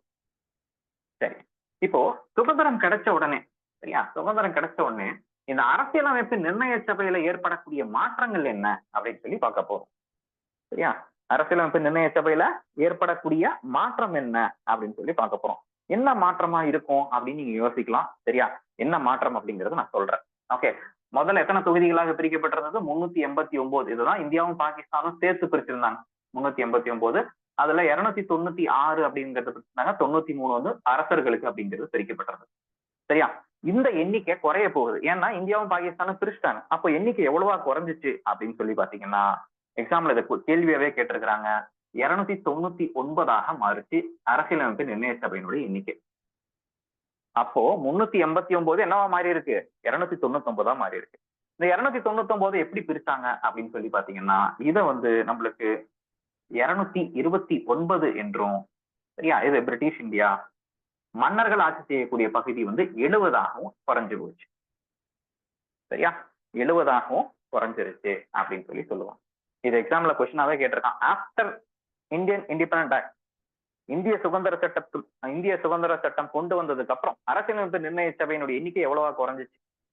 எவ்வளவா குறைஞ்சிருக்கு? 299 குறைஞ்சிருக்கு அப்படிங்கிறத இந்த இடத்துல நம்ம பார்த்துருக்கிறோம். புரிஞ்சுதா? ஃபைன், ஓகேங்களா? ஸோ அப்போ இந்தியாவை விட்டு என்ன பண்ணிட்டாங்க? அவங்க வெளியே போனதுக்கு அப்புறம் இந்தியா வந்து அரசியலமைப்பு நிர்ணய சபை அப்படிங்கிறது என்ன ஆயிடுச்சு? ஒரு இறையாண்மை மிக்க அமைப்பாயிடுச்சு. அரசியலமைப்பு நிர்ணய சபை என்ன ஆச்சு? இறையாண்மை மிக்க என்னன்னு அர்த்தம்? ஆமா, இது வரைக்கும் கேபினட் மிஷன் அப்படின்னு சொல்லக்கூடிய அந்த கேபினட் தூதுக்குழுவுக்கு கீழே தான் அரசியலமைப்பு நிர்ணய சபை இயங்கிட்டு வந்துச்சு. அவங்க வெளியே போயிட்டாங்க. இதுக்கப்புறம் என்ன ஆயிடுச்சு? இறையாண்மை மிக்க ஒரு அமைப்பாக செயல்பட்டுச்சு. சரியா? இதற்கப்புறம் தான் அரசியலமைப்புல நம்ம ஏற்ற போறோம். ஏதாவது டவுட் இருக்கா? ரொம்ப அதாவது ரெகுலரா படிச்சுட்டு இருக்கவங்களுக்கு இது ஒரு ரிவிஷன் கிளாஸ் மாதிரி இருக்கும். புதுசா வந்தவங்களுக்கு வித்தியாசமா இருக்கும் இல்லையா? அது அப்படித்தான் போகும். சரியா போயிடும் போக போக. ஏதாவது டவுட் இருக்கா?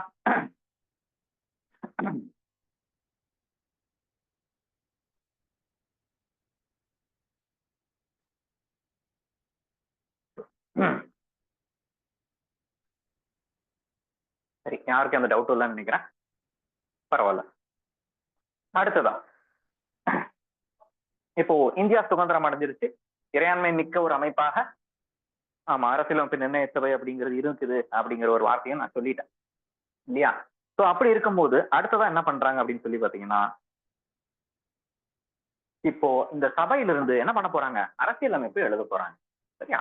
இந்த கேள்வி அப்படிங்கிறது அரசியலமைப்பு நிர்ணய சபைக்குள்ள இருந்தது. யார் வந்து இந்திய அரசியலமைப்பினுடைய ஒரு டிராப்டை ரெடி பண்ண போறா? டிராப்ட்னா என்னது?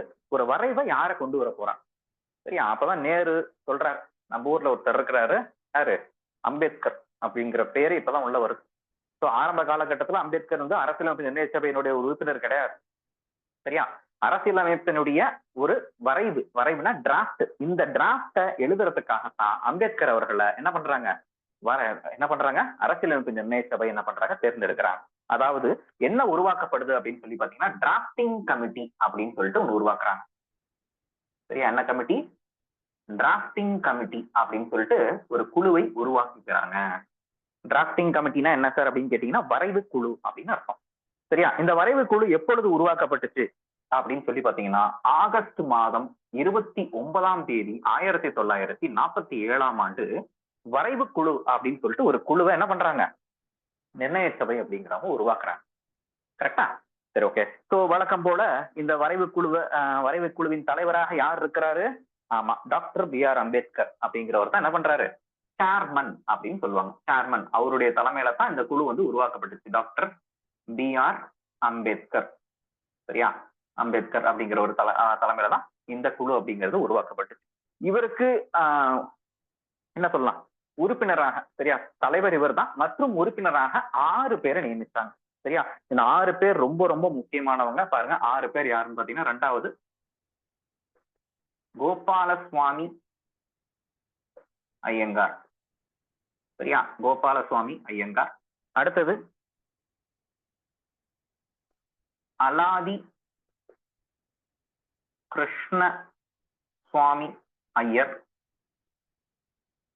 அடுத்தது டாக்டர் K.M. முன்ஷி.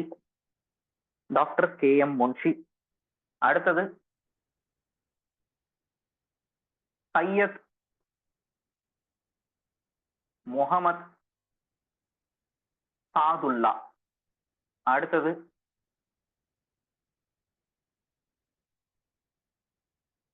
என்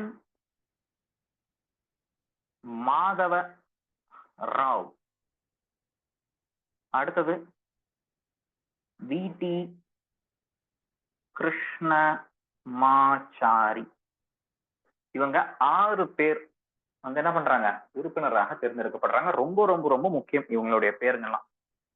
சரியா? மறுபடியும் பழைய கொஸ்டின் ரிப்பீட் ஆச்சுன்னா இது போல விஷயங்கள்ல தான் உங்களுக்கு கேள்விகளா கேட்க போறாங்க. யாரெல்லாம் உறுப்பினர்கள் அப்படின்னு கேட்டுருவாங்க, அல்லது கீழ்கண்டவற்றில் யார் உறுப்பினர் இல்ல அப்படிங்கிற மாதிரி கேட்பாங்க. அதனால கட்டாயம் இந்த பேரை நீங்க என்ன பண்ணணும், சரியா, மனப்பாடம் பண்ணி வச்சுக்கணும். இந்த கடைசி 2 பேர் ரொம்ப ரொம்ப முக்கியமானவங்க, 6வதும் 7வதும். ஏன்னு கேட்டீங்கன்னா, ஆரம்ப காலகட்டத்துல இவங்க வந்து உறுப்பினரா இருந்திருக்க மாட்டாங்க. சரியா? இந்த மாதவராவ் இருக்காரு பாத்தீங்களா, இந்த B.L. மிட்டர்னு ஒருத்தர், இதுக்கு முன்னாடி இந்த மாதவராவ் இருந்த பதவியில ஒருத்தர் இருந்திருப்பார். அவருக்கு பேரு B.L. மிட்டர். சரியா? B.L. மிட்டர் அவர் தான் இருந்திருப்பாரு. ஆனா அவருக்கு உடம்பு சரியில்லை. சரியா?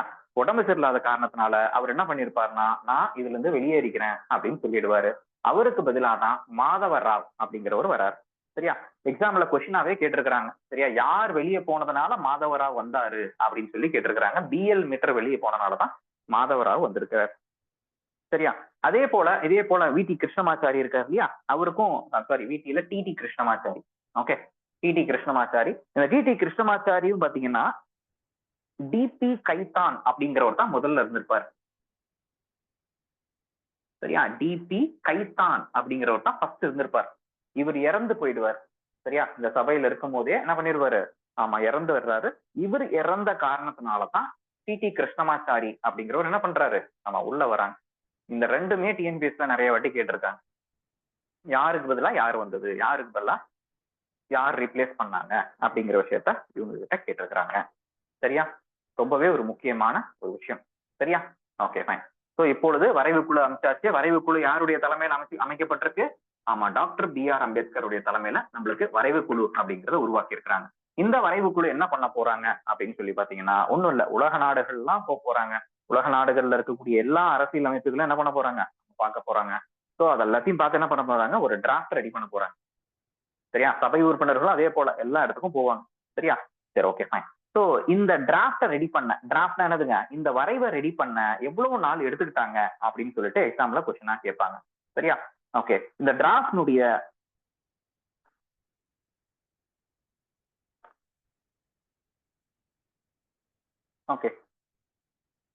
இந்த டிராஃப்டுடைய முதல் பதிப்பு, சரியா, ஃபர்ஸ்ட் டிராஃப்ட்னு சொல்லுவாங்க. ஃபர்ஸ்ட் டிராஃப்ட், முதல் வரைவு எப்பொழுது கொண்டு வரப்பட்டுச்சுன்னா பிப்ரவரி மாதம் 1948ல முதல் டிராஃப்ட் அப்படிங்கிறது கொண்டு வரப்பட்டுச்சு. சரியா? ஓகே, 2வது டிராஃப்ட், 2வது வரைவு எப்பொழுது கொண்டு வரப்பட்டுச்சு அப்படின்னு கேட்பாங்க. 2வது டிராஃப்ட் அப்படிங்கிறது எப்ப கொண்டு வராங்க அப்படின்னு சொல்லி பாத்தீங்கன்னா அக்டோபர் மாதம் 1948. சரியா? அக்டோபர் மாதம் 1948. ஃபைனல் டிராஃப்ட், இதுதான் உங்க ஸ்கூல் புத்தகத்துல இருக்கும். ஃபைனல் டிராஃப்ட்னு சொல்லுவாங்க, கடைசி வரைவு. சரியா? ஃபைனல் டிராஃப்ட் வந்து இவங்க சபையினர் முன்னாடி எப்பொழுது தாக்கல் செய்யறாங்க அப்படின்னு சொல்லி பாத்தீங்கன்னா நவம்பர் 4, 1948ல. சரியா? டாக்டர் அம்பேத்கர் என்ன பண்றாருன்னா, அவரு உருவாக்கின இந்த அரசியல் அமைப்பினுடைய வரைவை என்ன பண்ணிடுறாரு, ஆமா, சபையினருக்கு முன்னாடி, ஆமா, இந்தாங்க அப்படின்னு சொல்லிட்டு கொண்டு போய் தாக்கல் பண்றாரு. ரொம்பவே ஒரு முக்கியமான விஷயம். இந்த நீங்க ஃபர்ஸ்ட் 2 கூட நீங்க பெருசா நோட் பண்ணலாலையும் ஃபைனல் டிராஃப்ட் வந்து சபையில எப்பொழுது இன்ட்ரடியூஸ் பண்ணப்பட்டுச்சு அப்படின்னு சொல்லி கேட்பாங்க. சரியா? ஓகே, இந்த டிராஃப்ட் அதாவது இந்த வரைவை உருவாக்குவதற்கு இந்த வரைவு குழு எத்தனை நாட்கள் எடுத்துக்கிட்டாங்க அப்படின்னு சொல்லி பாத்தீங்கன்னா 141 நாட்கள் அப்படிங்கிறது. ஆமா, அம்பேத்கரும் அவருடைய உறுப்பினர்களும் என்ன பண்ணிட்டாங்க, 141 நாட்கள்ல என்ன பண்ணிட்டாங்க, இந்த வரைவை அவரு உருவாக்கிட்டாரு. சரியா, இந்த டிராஃப்ட உருவாக்கிட்டாரு. பாருங்க, நல்லா புரிஞ்சுக்கோங்க. அம்பேத்கர் என்ன பண்ணிருக்காரு, வரைவை தான் உருவாக்கி இருக்காரு. வரைவை உருவாக்கி யார்கிட்ட கொடுத்துட்டாரு, சபையினருக்கு முன்னாடி கொடுத்துட்டாரு. சபையினர் அதுங்க அசம்பிளி, புரியுதுங்களா? அந்த அரசியலமைப்பு நிர்ணய சபை இருக்கு இல்லையா, சபையினர்கிட்ட கொடுத்துட்டாங்க. இப்ப சபையினர் எல்லாமே என்ன பண்ண போறாங்க, உட்கார்ந்து பேச போறாங்க. என்ன பேச போறாங்க, என்னென்ன விஷயங்கள் அவர் கொடுத்ததுல சட்டமா கொண்டு வர போறோம் அப்படின்னு சொல்லிட்டு சபையினர் தான் என்ன பண்ண போறாங்க, முடிவு பண்ண போறாங்க. சரியா? சோ இதுல உங்க ஸ்கூல் புத்தகத்துல இருக்கிற விஷயத்த நான் சொல்ல போறேன். என்னன்னு பாத்தீங்கன்னா, மொத்தம் இந்த சபையினரால எத்தனை திருத்தங்கள் முன்னெடுத்து வைக்கப்பட்டதுன்னா 7553 திருத்தங்கள், அமெண்ட்மெண்ட்னு சொல்லுவாங்க. சரியா? அம்பேத்கர் கொண்டு வந்திருக்கிறார் இல்லையா அந்த வரைவு, அந்த வரைவுல 7653 திருத்தங்கள் அப்படிங்கிறது முன்னெடுத்து வைக்கப்பட்டது. சரியா? அவ்வளவு விஷயங்களை மாத்தணும். சரியா? அவ்வளவு விஷயங்களை வந்து என்ன பண்ணணும், மாத்தணும் அப்படிங்கிற போல சபையினர் வந்து என்ன பண்ணாங்க, முன்னெடுத்து வச்சாங்க. பட் எத்தனை திருத்தங்கள் மட்டும்தான் விவாதிக்கப்பட்டது அப்படின்னு சொல்லி கேட்பாங்க. இவங்க ஸ்கூல் புத்தகத்துல இருக்கு. 2473 திருத்தங்கள், அமெண்ட்மெண்ட்னு போட்டிருக்கேன். சரியா? திருத்தங்கள் மட்டும் தான் டிஸ்கஸ் பண்ணப்பட்டது. டிஸ்கஸ்னா விவாதிக்கப்பட்டது அப்படின்னு சொல்லி நீங்க புரிஞ்சுக்கணும். சரியா? இதெல்லாம் கொஞ்சம் நம்பர்ஸ் கொஞ்சம் படிக்கிறதுக்கு கஷ்டமா தான் இருக்கும். பட் 2-3 தடவை நீங்க படிச்சிட்டீங்கன்னா இதில் ரொம்ப ஈஸியாவே உங்களுக்கு புரிஞ்சிடும். சரியா? அப்போ சபையினர் வந்து எத்தனை திருத்தங்கள் முன்னெடுத்து வச்சாங்க பாத்தீங்கன்னா 7600 திருத்தங்கள் முன்னெடுத்து வைக்கிறாங்க. எத்தனை திருத்தங்கள் மட்டும் தான் விவாதிக்கப்பட்டது அப்படின்னு சொல்லி பாத்தீங்கன்னா உங்க ஸ்கூல் புத்தகத்துல கொடுத்திருக்காங்க. இந்த விஷயத்த 2473 திருத்தங்கள் மட்டும்தான் ஆமா சபையில விவாதிக்கப்பட்டது அப்படின்னு சொல்லி சொல்லுவாங்க. சரியா? ஒரு வழியா சபையினர் எல்லாமே இந்த திருத்தங்கள் எல்லாத்தையும் விவாதிக்கப்பட்டு ஃபைனல் ஷேப்புக்கு கொண்டு வராங்க. ஃபைனல்னா இறுதி கட்டத்துக்கு கொண்டு வராங்க. இறுதி கட்டம் என்னைக்கு அப்படின்னு சொல்லி பாத்தீங்கன்னா, இதுதான் ரொம்ப ரொம்ப முக்கியமான தினம். நவம்பர் 26, 1949. சரியா? நவம்பர் 26, 1949 என்ன நடக்குது அப்படின்னு சொல்லி பாத்தீங்கன்னா, அரசியலமைப்பின் நிர்ணய சபை இதுதான் எங்களுடைய அரசியலமைப்பு அப்படின்னு சொல்லிட்டு தீர்மானத்தை என்ன பண்றாங்க, கொண்டு வந்துட்டாங்க. சரியா?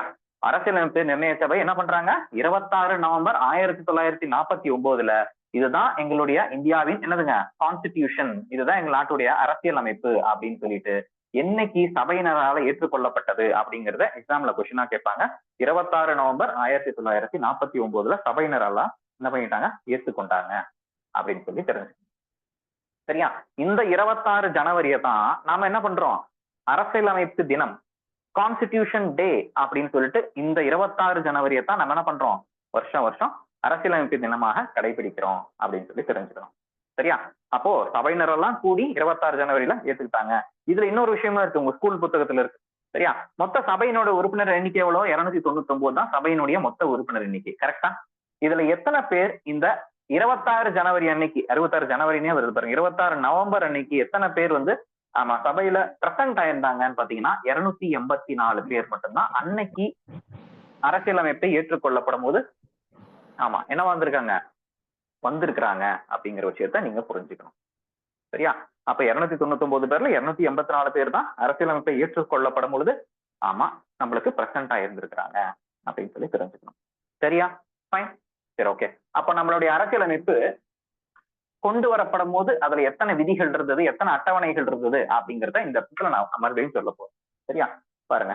சோ இதற்கு 26 ஜனவரியில கொண்டு வந்தோம் இல்லையா, அப்போ நம்ம அரசியலமைப்புல ஒரு முகவுரை, பிரியாம்பல்னு சொல்லுவாங்க, ஒரு முகவுரை. சரியா? 8 அட்டவணைகள். சரியா? 8 ஸ்கெடியூல்ஸ் சொல்லுவாங்க, 8 அட்டவணைகள், 395 ஆர்டிகல்ஸ் சொல்லுவாங்க, 395 விதிகள். சரியா? 395 விதிகள் அப்படின்னு சொல்லி சொல்றாங்க. மொத்தம் இதுதான் வந்து உங்களுக்கு ஆரம்ப காலகட்டத்துல இவ்வளவு விதிகள் மட்டும் தான் இருந்துச்சு. இதுதான் இன்னைக்கு எவ்வளவு மாதிரி இருக்குது. ஆமா, இந்த ஆர்டிகல் தான் கிட்டத்தட்ட 445 ஆர்டிகலுக்கு மேல வந்துருச்சு. இன்னைக்கு 12 அட்டவணை வந்துருச்சு. சரியா?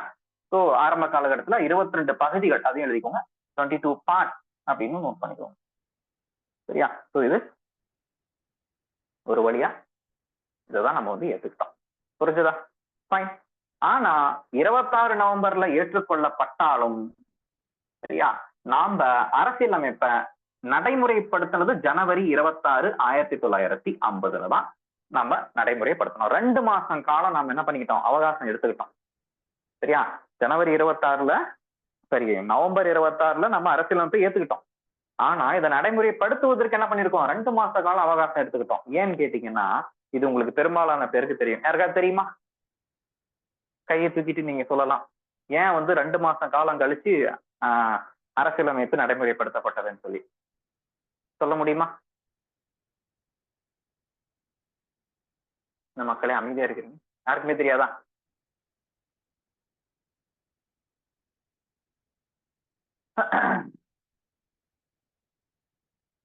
கஸ்தூரி கௌதம் சொல்லுங்க மேடம். அதுக்குள்ள தண்ணி குடிச்சுக்கிறேன். 2-3 பேர் கை தூக்கிட்டாங்க.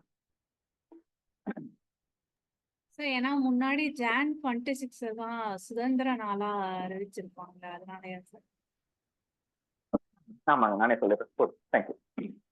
ஆமாம்மா, நீங்க சொன்ன காரணம் தான். ஃபைன். நல்லா பாருங்க, நம்ம இந்திய தேசிய காங்கிரஸ், அதாவது காந்தி அவர்கள், நேரு அவர்கள், இவங்க எல்லாமே இருந்தாங்க. எப்போ இந்தியாவுக்கு சுதந்திரம் வாங்கணும் அப்படின்னு சொல்லி இவங்க யோசிக்கிறாங்க அப்படின்னு சொல்லி பாத்தீங்கன்னா, கிட்டத்தட்ட 1930க்கு அப்புறம் தான் இந்தியா ஆங்கிலேயர்கள்கிட்ட இருந்து என்ன பண்ணணும், முழுசா சுதந்திரம் வாங்கணும் அப்படின்னு சொல்லிட்டு ஒரு முடிவு எடுக்கிறாங்க.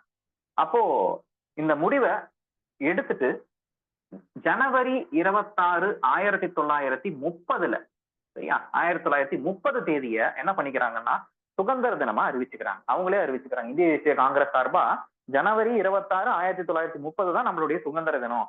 வருஷம் வருஷம் நம்ம சுதந்திர தினத்தை என்ன பண்ணுவோம், ஜனவரி 26 தான் நம்ம கொண்டாடணும் அப்படின்னு சொல்லிட்டு இந்திய தேசிய காங்கிரஸ் என்ன பண்ணிக்கிறாங்க, ஒரு முடிவு எடுத்துக்கிறாங்க.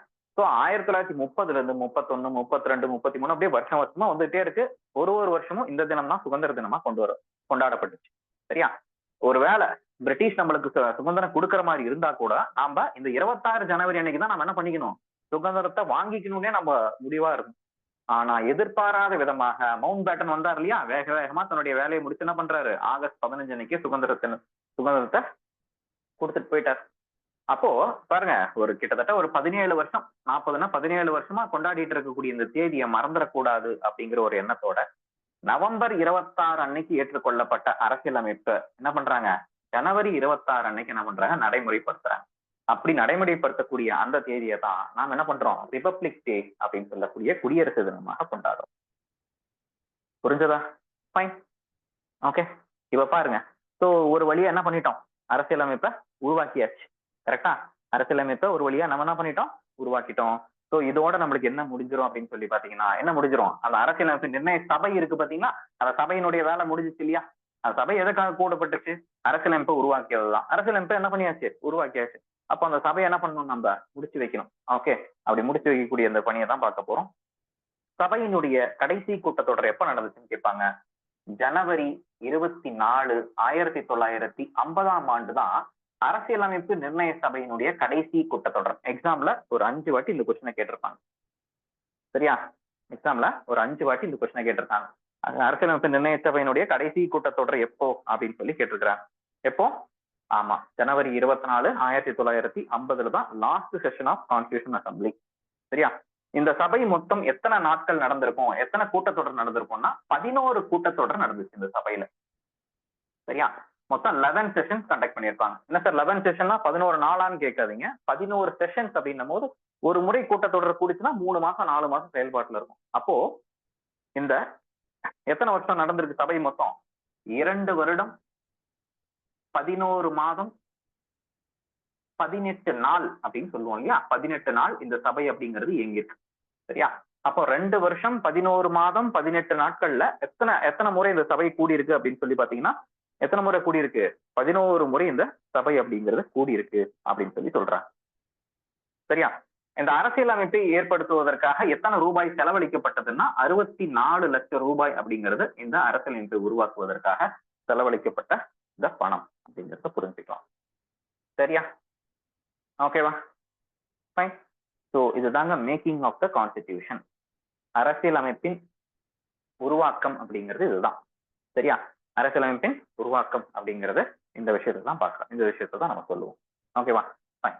ஸோ சோ இந்த அரசியலமைப்பை உருவாக்கக்கூடிய இந்த 2 வருஷம் காலம் எடுத்துக்கிட்டாங்க இல்லையா, 2 வருஷம் 11 மாசம்னு சொல்லிட்டேன் இல்லையா. இதற்கு இடைப்பட்ட காலத்துல ஒரு சில விஷயங்கள் அப்படிங்கிறது இந்த அரசியலமைப்பு நிர்ணய சபையினரால ஒரு சில முடிவுகள் கொண்டு வரப்பட்டிருக்கும். 4 முடிவுகள் சரியா. இது டிஎன்பிஎஸ்சில எக்ஸாம்ல கொஸ்டினா கேட்டிருக்காங்க. என்ன அப்படின்னு சொல்லி பாத்தீங்கன்னா, முதல் விஷயம் நம்மளுடைய நேஷனல் பிளாக்னு சொல்லக்கூடிய தேசிய கொடி சரியா, அது வந்து அரசியலமைப்பு நிர்ணய சபையினால தான் ஏற்றுக்கொள்ளப்பட்டது. சரியா, எப்பொழுது ஏற்றுக்கொள்றாங்க அப்படின்னு சொல்லி பாத்தீங்கன்னா, ஜூலை 22, 1947 என்ன பண்றாங்க, தேசிய கொடி இதுதான் அப்படின்னு சொல்லிட்டு ஏற்றுக்காங்க. ஓகே, அடுத்ததான் நேஷனல் ஆந்தம் அப்படின்னு சொல்லுவோம். நேஷனல் ஆந்தம்னா உங்களுக்கு எல்லாத்துக்குமே தெரியும், ஜனகணமன இல்லையா.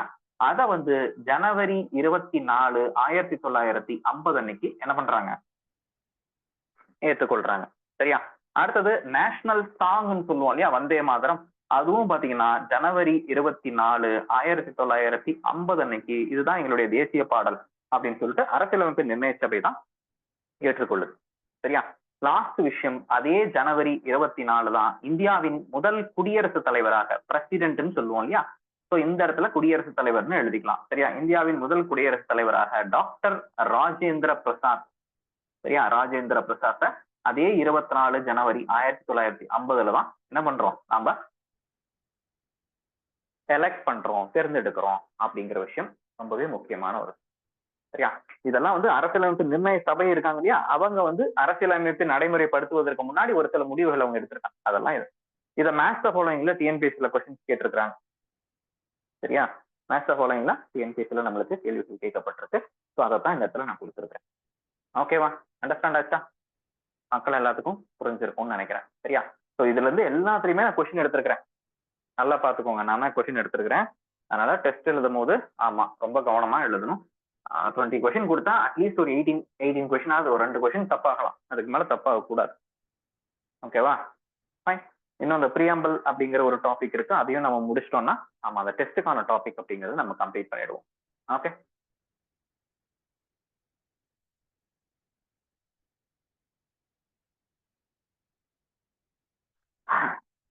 சரி. இப்போ ஒரு சில இம்பார்ட்டன்ட் ஃபேக்ட் அப்படிங்கறத தெரிஞ்சுக்க போறோம். என்ன அப்படிங்கறத பாருங்க. சரியா, அரசியலமைப்பு நிர்ணய சபையுடைய சிம்பிள் என்ன அப்படின்னு கேட்பாங்க. சிம்பிள் அப்படின்னு சொல்லுவாங்க. சிம்பிள்னா சின்னம்னு அர்த்தம். சரியா, அரசியலமைப்பு நிர்ணய சபையினுடைய சின்னம் என்ன அப்படின்னு சொல்லி கேட்பாங்க. சின்னம் என்ன அப்படின்னு சொல்லி கேட்டாங்கன்னா, எலிஃபென்ட், யானை தான் அதனுடைய சின்னம். சரியா, யானை அப்படிங்கிறது தான் அதனுடைய சின்னம். ஓகே, அடுத்தது லீகல் அட்வைசர் அப்படின்னு சொல்லுவாங்க. லீகல் அட்வைசர் அப்படின்னு சொல்ல போனா சட்ட ஆலோசகர் அப்படின்னு சொல்லி கேட்பாங்க. சரியா, அரசியலமைப்பு நிர்ணய சபையினுடைய சட்ட ஆலோசகர் யாரு அப்படின்னு சொல்லி கேட்டாங்கன்னா, BN ராவ் அப்படிங்கிறவர் தான் சட்ட ஆலோசகராக செயல்பட்டார். சரியா, அடுத்தது செக்ரட்டரி, செயலாளர் அப்படின்னு சொல்லுவாங்க. HVR ஐயங்கார். சரியா, செயலாளர் அப்படின்னு சொல்ல போனாங்கன்னா HVR ஐயங்கார். அது ஒரு முக்கியமான ஒரு விஷயம். அடுத்ததான் கேலிகிராஃபி அப்படின்னு சொல்லுவாங்க. அதாவது கேலிகிராஃபர்னா நம்மளுக்கு இந்த நம்மளுடைய அரசியலமைப்பை எழுதுனது. சரியா, எழுதுனது வந்து யாரு அப்படின்னு சொல்லி கேட்பாங்க. சரியா, எழுதுனது யாரு அப்படின்னு சொல்லி பாத்தீங்கன்னா பிரேம் பிஹாரி நரையன் ரைஸ் தான். பிரேம் பிஹாரி நரையன் ரைஸ் தான் அப்படின்னு சொல்லக்கூடியவர் தான் நம்மளுடைய அரசியலமைப்பை கையெழுத்து வடிவத்துல எழுதியிருப்பார். சரியா, அது என்ன ஸ்டைல்ல எழுதியிருப்பாருன்னா இட்டாலிக் அப்படின்னு சொல்லுவாங்க இல்லையா. இட்டாலிக் அப்படின்னு சொல்லக்கூடிய அந்த ஸ்டைல்ல தான் என்ன பண்ணியிருப்பாரு, எழுதியிருப்பார். ஓகே, அடுத்தது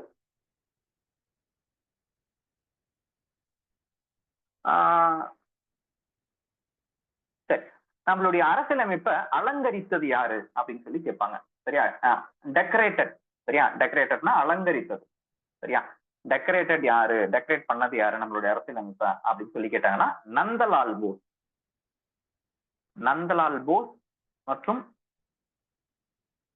ராம் மனோகர் சின்ஹா என்பவர் என்ன பண்றாங்க, ஆமா டெக்கரேட் பண்றாங்க. நம்மளுடைய அரசியலமைப்பை அலங்கரித்தது இவர்களுடைய ஆமா கையெழுத்துலதான் அலங்கரிச்சிருப்பாங்க. அடுத்தது நம்மளுடைய அரசியலமைப்பை ஹிந்தி வெர்ஷன்ல எழுதுனது. சரியா, ஹிந்தி மொழியில எழுதுனது யாரு அப்படின்னு பாத்தீங்கன்னா வசந்த் கிருஷ்ண வைத்யா. சரியா? நம்மளுடைய அரசியலமைப்பை ஹிந்தி மொழியில் எழுதுனது வசந்த் கிருஷ்ண வைத்யா அப்படின்னு சொல்லியிருப்பாங்க. சரியா? Okay fine. ஸோ இதுதாங்க மேக்கிங் ஆஃப் த கான்ஸ்டிடியூஷன் அப்படின்னு சொல்லக்கூடிய டாபிக். இவ்வளவுதான், முடிஞ்சிருச்சு. புரிஞ்சதா எல்லாருக்கும்? Making of the constitution understand பண்ணிக்கிட்டீங்களா? யாருக்காவது டவுட் இருக்கா? நிறைய நேம்ஸ் இருக்கிற மாதிரி இருக்கும். கண்டிப்பா அது எல்லாமே முக்கியம் தான்.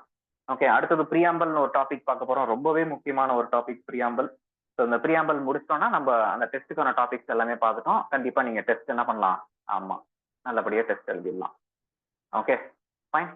சரி, யாராவது டவுட் இருக்காமா? ஏதாவது சொல்லலாம்? யாருக்குமே இல்லையா? பரவாயில்லைங்களே.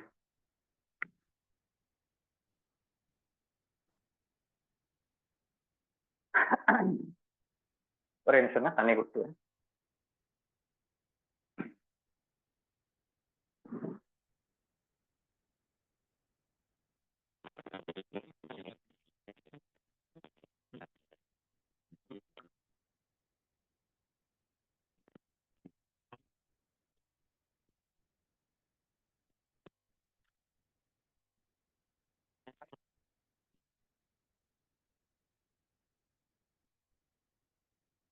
சரி பாருங்க. ஸோ இப்போ நம்ம பார்க்கக்கூடியது பிரியாம்பிள் ஆஃப் த கான்ஸ்டிடியூஷன் அப்படின்னு சொல்லி போட்டுக்கோங்க. பிரியாம்பிள் அப்படின்னு சொல்ல போனா முகவுரை அப்படின்னு போட்டுக்கோங்க, அல்லது முன்னுரை அப்படின்னு எழுதிக்கலாம். சரியா? முன்னுரை அப்படிங்கறத எழுதிக்கலாம். Hello sir. ஸோ முன்னுரை சொல்லுங்க மேம். சார் சொல்றது எல்லாமே ஓகே சார், நல்லா புரியுது. பட் கொஞ்சம் அந்த தமிழ்ல சொல்லும்போது மட்டும் கொஞ்சம் டிரான்ஸ்லேட் பண்ணும்போது கொஞ்சம் ஸ்லோவா சொன்னீங்கன்னா கொஞ்சம் ரிட்டர்ன் பண்ணிக்கிறது கொஞ்சம் கரெக்டா இருக்கும் சார். எழுத முடியலீங்களா? ஃபாஸ்டா ஆமா போதா? சார், கொஞ்சம் ஃபாஸ்டா இருக்கு. ஓகேங்க ஃபைன். தேங்க்யூ சரிங்க. சார். வேற யாராவதுமா எழுத முடியலன்னு சொல்றாங்க? ஒரு சிலரால கண்டிப்பா முடியாது, ஒரு சிலர் கண்டிப்பா வேகமா பண்ணிடுவாங்க. எல்லாராலையும் ஒரே மாதிரி இருக்க முடியாது இல்லையா? வேற ஏதாவது சஜஷன் இருந்தா சொல்லுங்க பார்க்கலாம். சார் அதேதான் சார், தமிழ் எழுதுறதுதான் சார். கொஞ்சம் டைம் கொடுத்தீங்கன்னா பரவாயில்ல, ரொம்ப ஸ்பீடா போற மாதிரி இருக்கு சார். ரொம்ப ஸ்பீடா போற மாதிரி இருக்கா? சரிம்மா. ஓகே. ஓகே ஸோ அப்போ தமிழ் மீடியம் ஸ்டூடெண்ட்ஸ்க்கு கொஞ்சம் வேகமா இருக்கிற மாதிரி இருக்குன்னு சொல்றாங்க. சரி ஓகே சார், ரிட்டன் கொஞ்சம் கஷ்டம். சரிம்மா சரிம்மா சரிம்மா, கொஞ்சம் மெதுவாகவே நான் சொல்ல ட்ரை பண்றேன். சரியா? Okay sir. ஓகே. ஸோ இந்த பிரியாம்பல்ல இருந்து கொஞ்சம் ஸ்லோவே போகலாம். ஓகே பாருங்க. முகவுரை.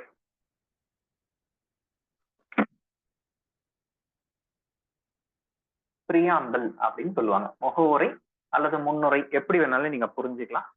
ஓகே, அது போல பாருங்க முகவுரை. சரி, இந்த முகவுரை அப்படின்னு சொல்ல போகும்போது சிம்பிளா நான் சொல்றேன். எடுத்துக்காட்டா நான் சொல்றேன் பாருங்க. முகவுரை அப்படின்னா ஒண்ணும் கிடையாது. இப்போ ஒரு புத்தகம் இருக்கு அப்படின்னு சொல்ல போனா அந்த புத்தகத்தினுடைய அந்த உள்ள என்ன கரு இருக்கோ, அந்த புத்தகத்தினுடைய மைய நோக்கம் என்னவோ அதை என்ன பண்ணிருப்பாங்கன்னா முதல் பக்கத்துல கொடுத்திருப்பாங்க. நீங்க எந்த புத்தகத்தை எடுத்தாலும் ப்ரிஃபேஸ்ன்னு கொடுத்திருப்பாங்க. சரியா?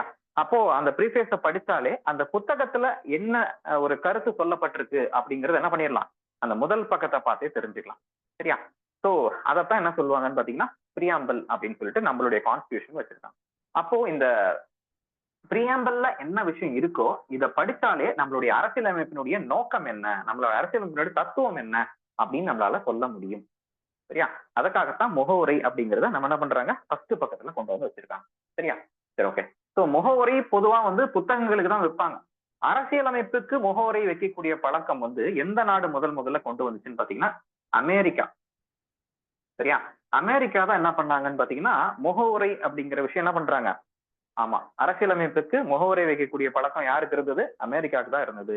நம்ம நாடும் அமெரிக்காவை பார்த்துதான் என்ன பண்ணோம், நம்ம முகவுரை அப்படிங்கிற விஷயத்த அரசியலமைப்புல சேர்த்தணும். புரிஞ்சதா வார்த்தை? சரியா? எக்ஸாம்ல கொஸ்டினாவே கேட்பாங்க, எந்த நாட்டுல இருந்து முகவுரை அப்படிங்கிற பழக்கம் நம்ம நாட்டிற்கு கொண்டு வந்திருக்கோம் அப்படின்னு சொல்லி கேட்டாங்கன்னா அமெரிக்கா. புரிஞ்சுதுங்களா? சரி ஓகே ஃபைன். ஸோ நம்ம முகவுரையில என்ன இருக்குது அப்படின்னு சொல்லி பாத்தீங்கன்னா பாருங்க, இந்த ஒரு 5 வார்த்தை இருக்கும். ரொம்பவே முக்கியமான ஒரு விஷயம். சரியா? பாருங்க. உங்க ஸ்கூல் புத்தகத்துல இருக்கும், இப்படிதான் கொடுத்துருப்பாங்க. ஓகே, ஃபர்ஸ்ட் இது எழுதிடுறேன், அப்புறம் நான் சொல்ல ட்ரை பண்றேன், அப்பதான் உங்களுக்கு புரியும். தமிழ்லயும் நான் பொறுமையாவே சொல்றேன், சரியா? அவசரப்படுறேன்.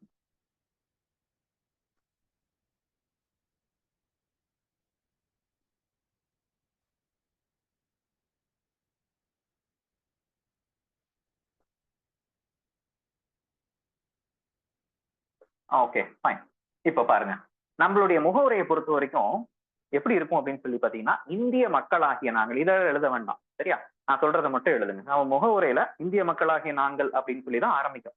அப்போ நாமெல்லாம் சேர்ந்துதான் என்ன பண்றோம்னா அந்த முகவுரையை வாசிக்கிற மாதிரி நீங்க புரிஞ்சுக்கோங்க, சரியா? இப்ப பாருங்க, இந்திய மக்களாகிய நாங்கள் எங்கள் நாடு சாவரின் அப்படின்னு சொல்லியிருக்கேன். இந்த முதல் வார்த்தை இங்கிலீஷ் எழுதியிருக்கேன் பாத்தீங்கன்னா, சாவரின் அப்படின்னா தமிழ்ல இறையாண்மை அப்படின்னு அர்த்தம்.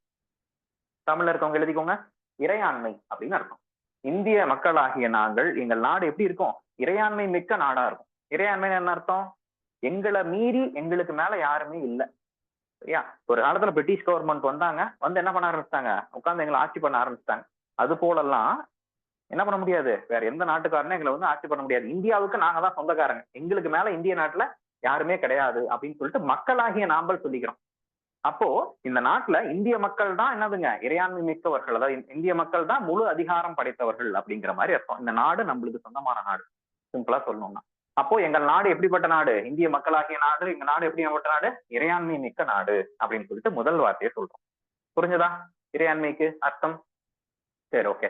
அடுத்தபடியா என்ன சொல்றோம் அப்படின்னு சொல்லி பாத்தீங்கன்னா, சோசியலிஸ்ட் அப்படின்னு சொல்லி சொல்றோம். எங்கள் நாடு இறையாண்மை மிக்க நாடு மற்றும் சோசியலிஸ்ட் கண்ட்ரி. சோசியலிஸ்ட்னா சமதர்ம நாடு, சரியா? என்ன சொல்றோம்? எங்கள் நாடு சமதர்ம நாடு அப்படின்னு சொல்லிட்டு ஒரு வார்த்தையை பயன்படுத்தும். சமதர்ம நாடு. ஓகே, சமதர்மம்னா என்னது? ஆமா, ஓகே. சோ ஏழை பணக்காரன் அப்படின்னு சொல்லிட்டு எங்களுக்கு என்ன கிடையாது, ஆமா, எந்த ஒரு வித்தியாசமும் கிடையாது. சோ எங்களுக்கு ஒரு நிமிஷம்,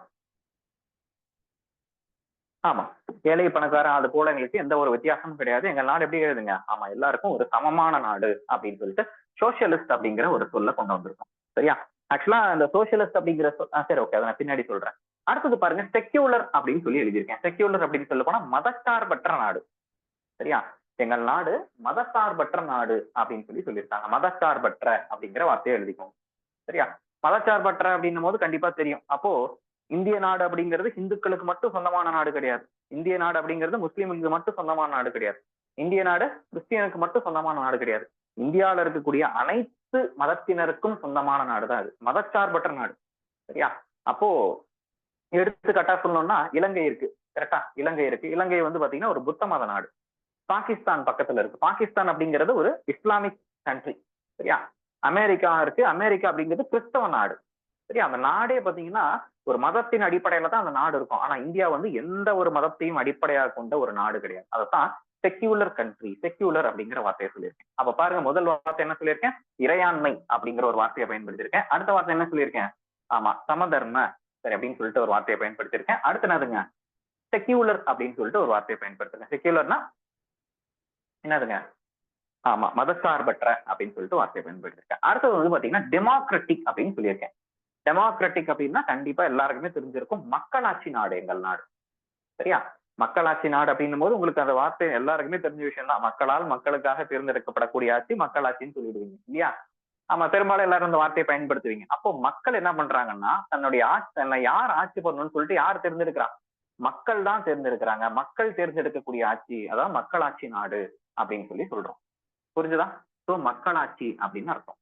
அடுத்ததா ரிபப்ளிக் அப்படின்னு சொல்லிருக்கோம். ரிபப்ளிக் அப்படின்னு சொல்ல போனா குடியரசு, சரியா? ஓகே, மக்களாட்சி குடியரசு அப்படின்னு சொல்லுவாங்க தொடர்ச்சியா சொல்லணும்னா. ரிபப்ளிக்னா குடியரசு. அப்போ நம்ம இந்திய நாடு எப்படிப்பட்ட நாடு பாருங்க, இறையாண்மை மிக்க, சரியா? இறையாண்மை, சமதர்ம, மதச்சார்பற்ற, மக்களாட்சி குடியரசு நாடு அப்படிங்கிறது தான் இந்தியாவோட முகவுரையில நம்ம குறிப்பிட்டிருக்கோம், சரியா? நம்ம நாட்டுடைய, சரியா, நம்ம நாட்டுடைய இயல்பு அப்படின்னு சொல்லி கேட்பாங்க, சரியா? என்ன கேட்பாங்க? இயல்பு. இயல்புனா நேச்சர் அப்படிங்கிற மாதிரி நம்ம சொல்லணும். நேச்சர் அப்படின்னு நம்ம நாட்டுடைய இயல்பு என்னன்னு கேட்டாங்கன்னா இதுதான், சரியா? Sovereign, socialist, secular, democratic, republic அப்படிங்கிற வார்த்தை தான் நம்ம நாட்டுடைய இயல்பு. புரிஞ்சதா? ஃபைன், சரி, ஓகே.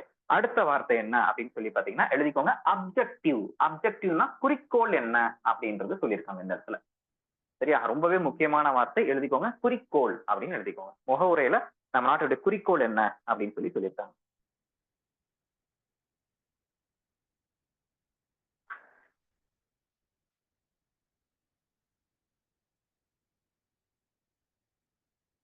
ஓகே, சரி. நம்ம நாட்டுடைய குறிக்கோள் என்ன அப்படின்னு சொல்லி பாத்தீங்கன்னா ஃபர்ஸ்ட் எழுதிக்கோங்க ஜஸ்டிஸ். சரியா, என்ன சொல்றாங்க? ஜஸ்டிஸ் அப்படின்னு சொல்றாங்க. ஜஸ்டிஸ் அப்படின்னா நீதி.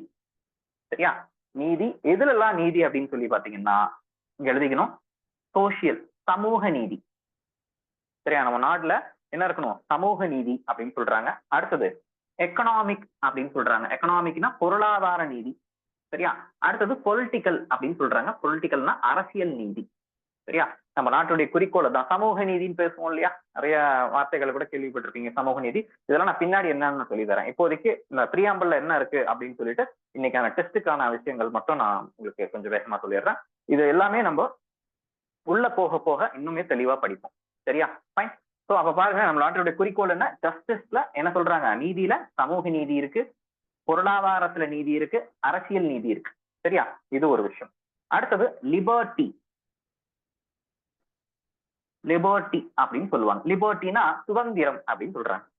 சரியா, சுதந்திரம் எதற்கான சுதந்திரம் அப்படின்னு சொல்ல போகும்போது பிலீஃப், நம்பிக்கை வைப்பதற்கு. சரியா, நம்பிக்கை வைப்பதற்கு. வேற என்ன சொல்லலாம்? வழிபடுவதற்கு. சரியா, வர்க்ஷிப் அப்படின்னு சொல்ல போனா ஒரு மதத்தின் மீது, ஒரு மதத்தை நம்புவதற்கும் சரி, ஒரு மதத்தை வழிபடுறதுக்கும் சரி, அதற்கான சுதந்திரத்தை பத்தி பேசக்கூடியதான் லிபர்ட்டி அப்படின்னு சொல்றாங்க. Okay okay, fine. அடுத்ததான வார்த்தை என்னன்னு பாத்தீங்கன்னா ஈக்வாலிட்டி. ஈக்வாலிட்டி அப்படின்னு சொல்ல போனா சமத்துவம். சரியா, ஈக்வாலிட்டி அப்படின்னு சொல்லியிருக்காங்க. ஈக்வாலிட்டின்னா என்ன தெரியுமா அர்த்தம்? சமத்துவம் அப்படின்னு அர்த்தம். எதுல சமத்துவம் அப்படின்னு சொல்லி பாத்தீங்கன்னா அனைத்து வாய்ப்புகளிலும் அனைவருக்கும் சமத்துவம் அப்படிங்கிற விஷயத்த நம்மளுடைய குறிக்கோளா வச்சிருக்கிறோம். சரியா, வாய்ப்புகளில் அனைவருக்குமான சமத்துவம் அப்படிங்கிறத சொல்றாங்க. ஈக்குவல் ஆப்பர்ச்சுனிட்டி அப்படின்னு சொல்லிட்டு இந்த இடத்துல சொல்றாங்க. ஓகே, ஸோ இதுவும் எழுதிக்கோங்க. நான் முடிச்சுட்டு நான் உங்களுக்கு எக்ஸ்பிளைன் பண்றேன். அடுத்தது லாஸ்டா இங்க எழுதி போடுறேன் ஃபாட்டர்னிட்டி அப்படின்னு சொல்லுவாங்க. ஃபாட்டர்னிட்டி அப்படின்னு சொல்ல போனா சகோதரத்துவம். சரியா, என்ன சொல்றாங்க? சகோதரத்துவம் அப்படின்னு சொல்றாங்க. ஓகே, சகோதரத்துவம்னா இந்தியாவில வந்து பல மதங்கள், பல மொழி பேசக்கூடியவங்க, பல இன மக்கள் எல்லாமே இருக்கலாம். ஆனா இள மக்கள் எல்லாமே எப்படி இருக்கணும்? சகோதரத்துவத்தோட இருக்கணும் அப்படின்னு சொல்லக்கூடிய விஷயத்த இந்த இடத்துல சொல்லியிருக்காங்க. சகோதரத்துவம் அப்படிங்கிறது நம்மளுடைய குறிக்கோள். சரியா, இந்த சகோதரத்துவத்திற்கு கீழே 2 வார்த்தை இருக்குது. சரியா, ஒண்ணு என்ன அப்படின்னு பாத்தீங்கன்னா, ஒண்ணு வந்து டிக்னிட்டி. டிக்னிட்டி அப்படின்னு சொல்ல போனா கண்ணியம். சரியா, தனி மனித கண்ணியம். மற்றும் இன்டெகிரிட்டி. இன்டெகிரிட்டி அப்படின்னு சொல்ல போனா ஒருமைப்பாடு.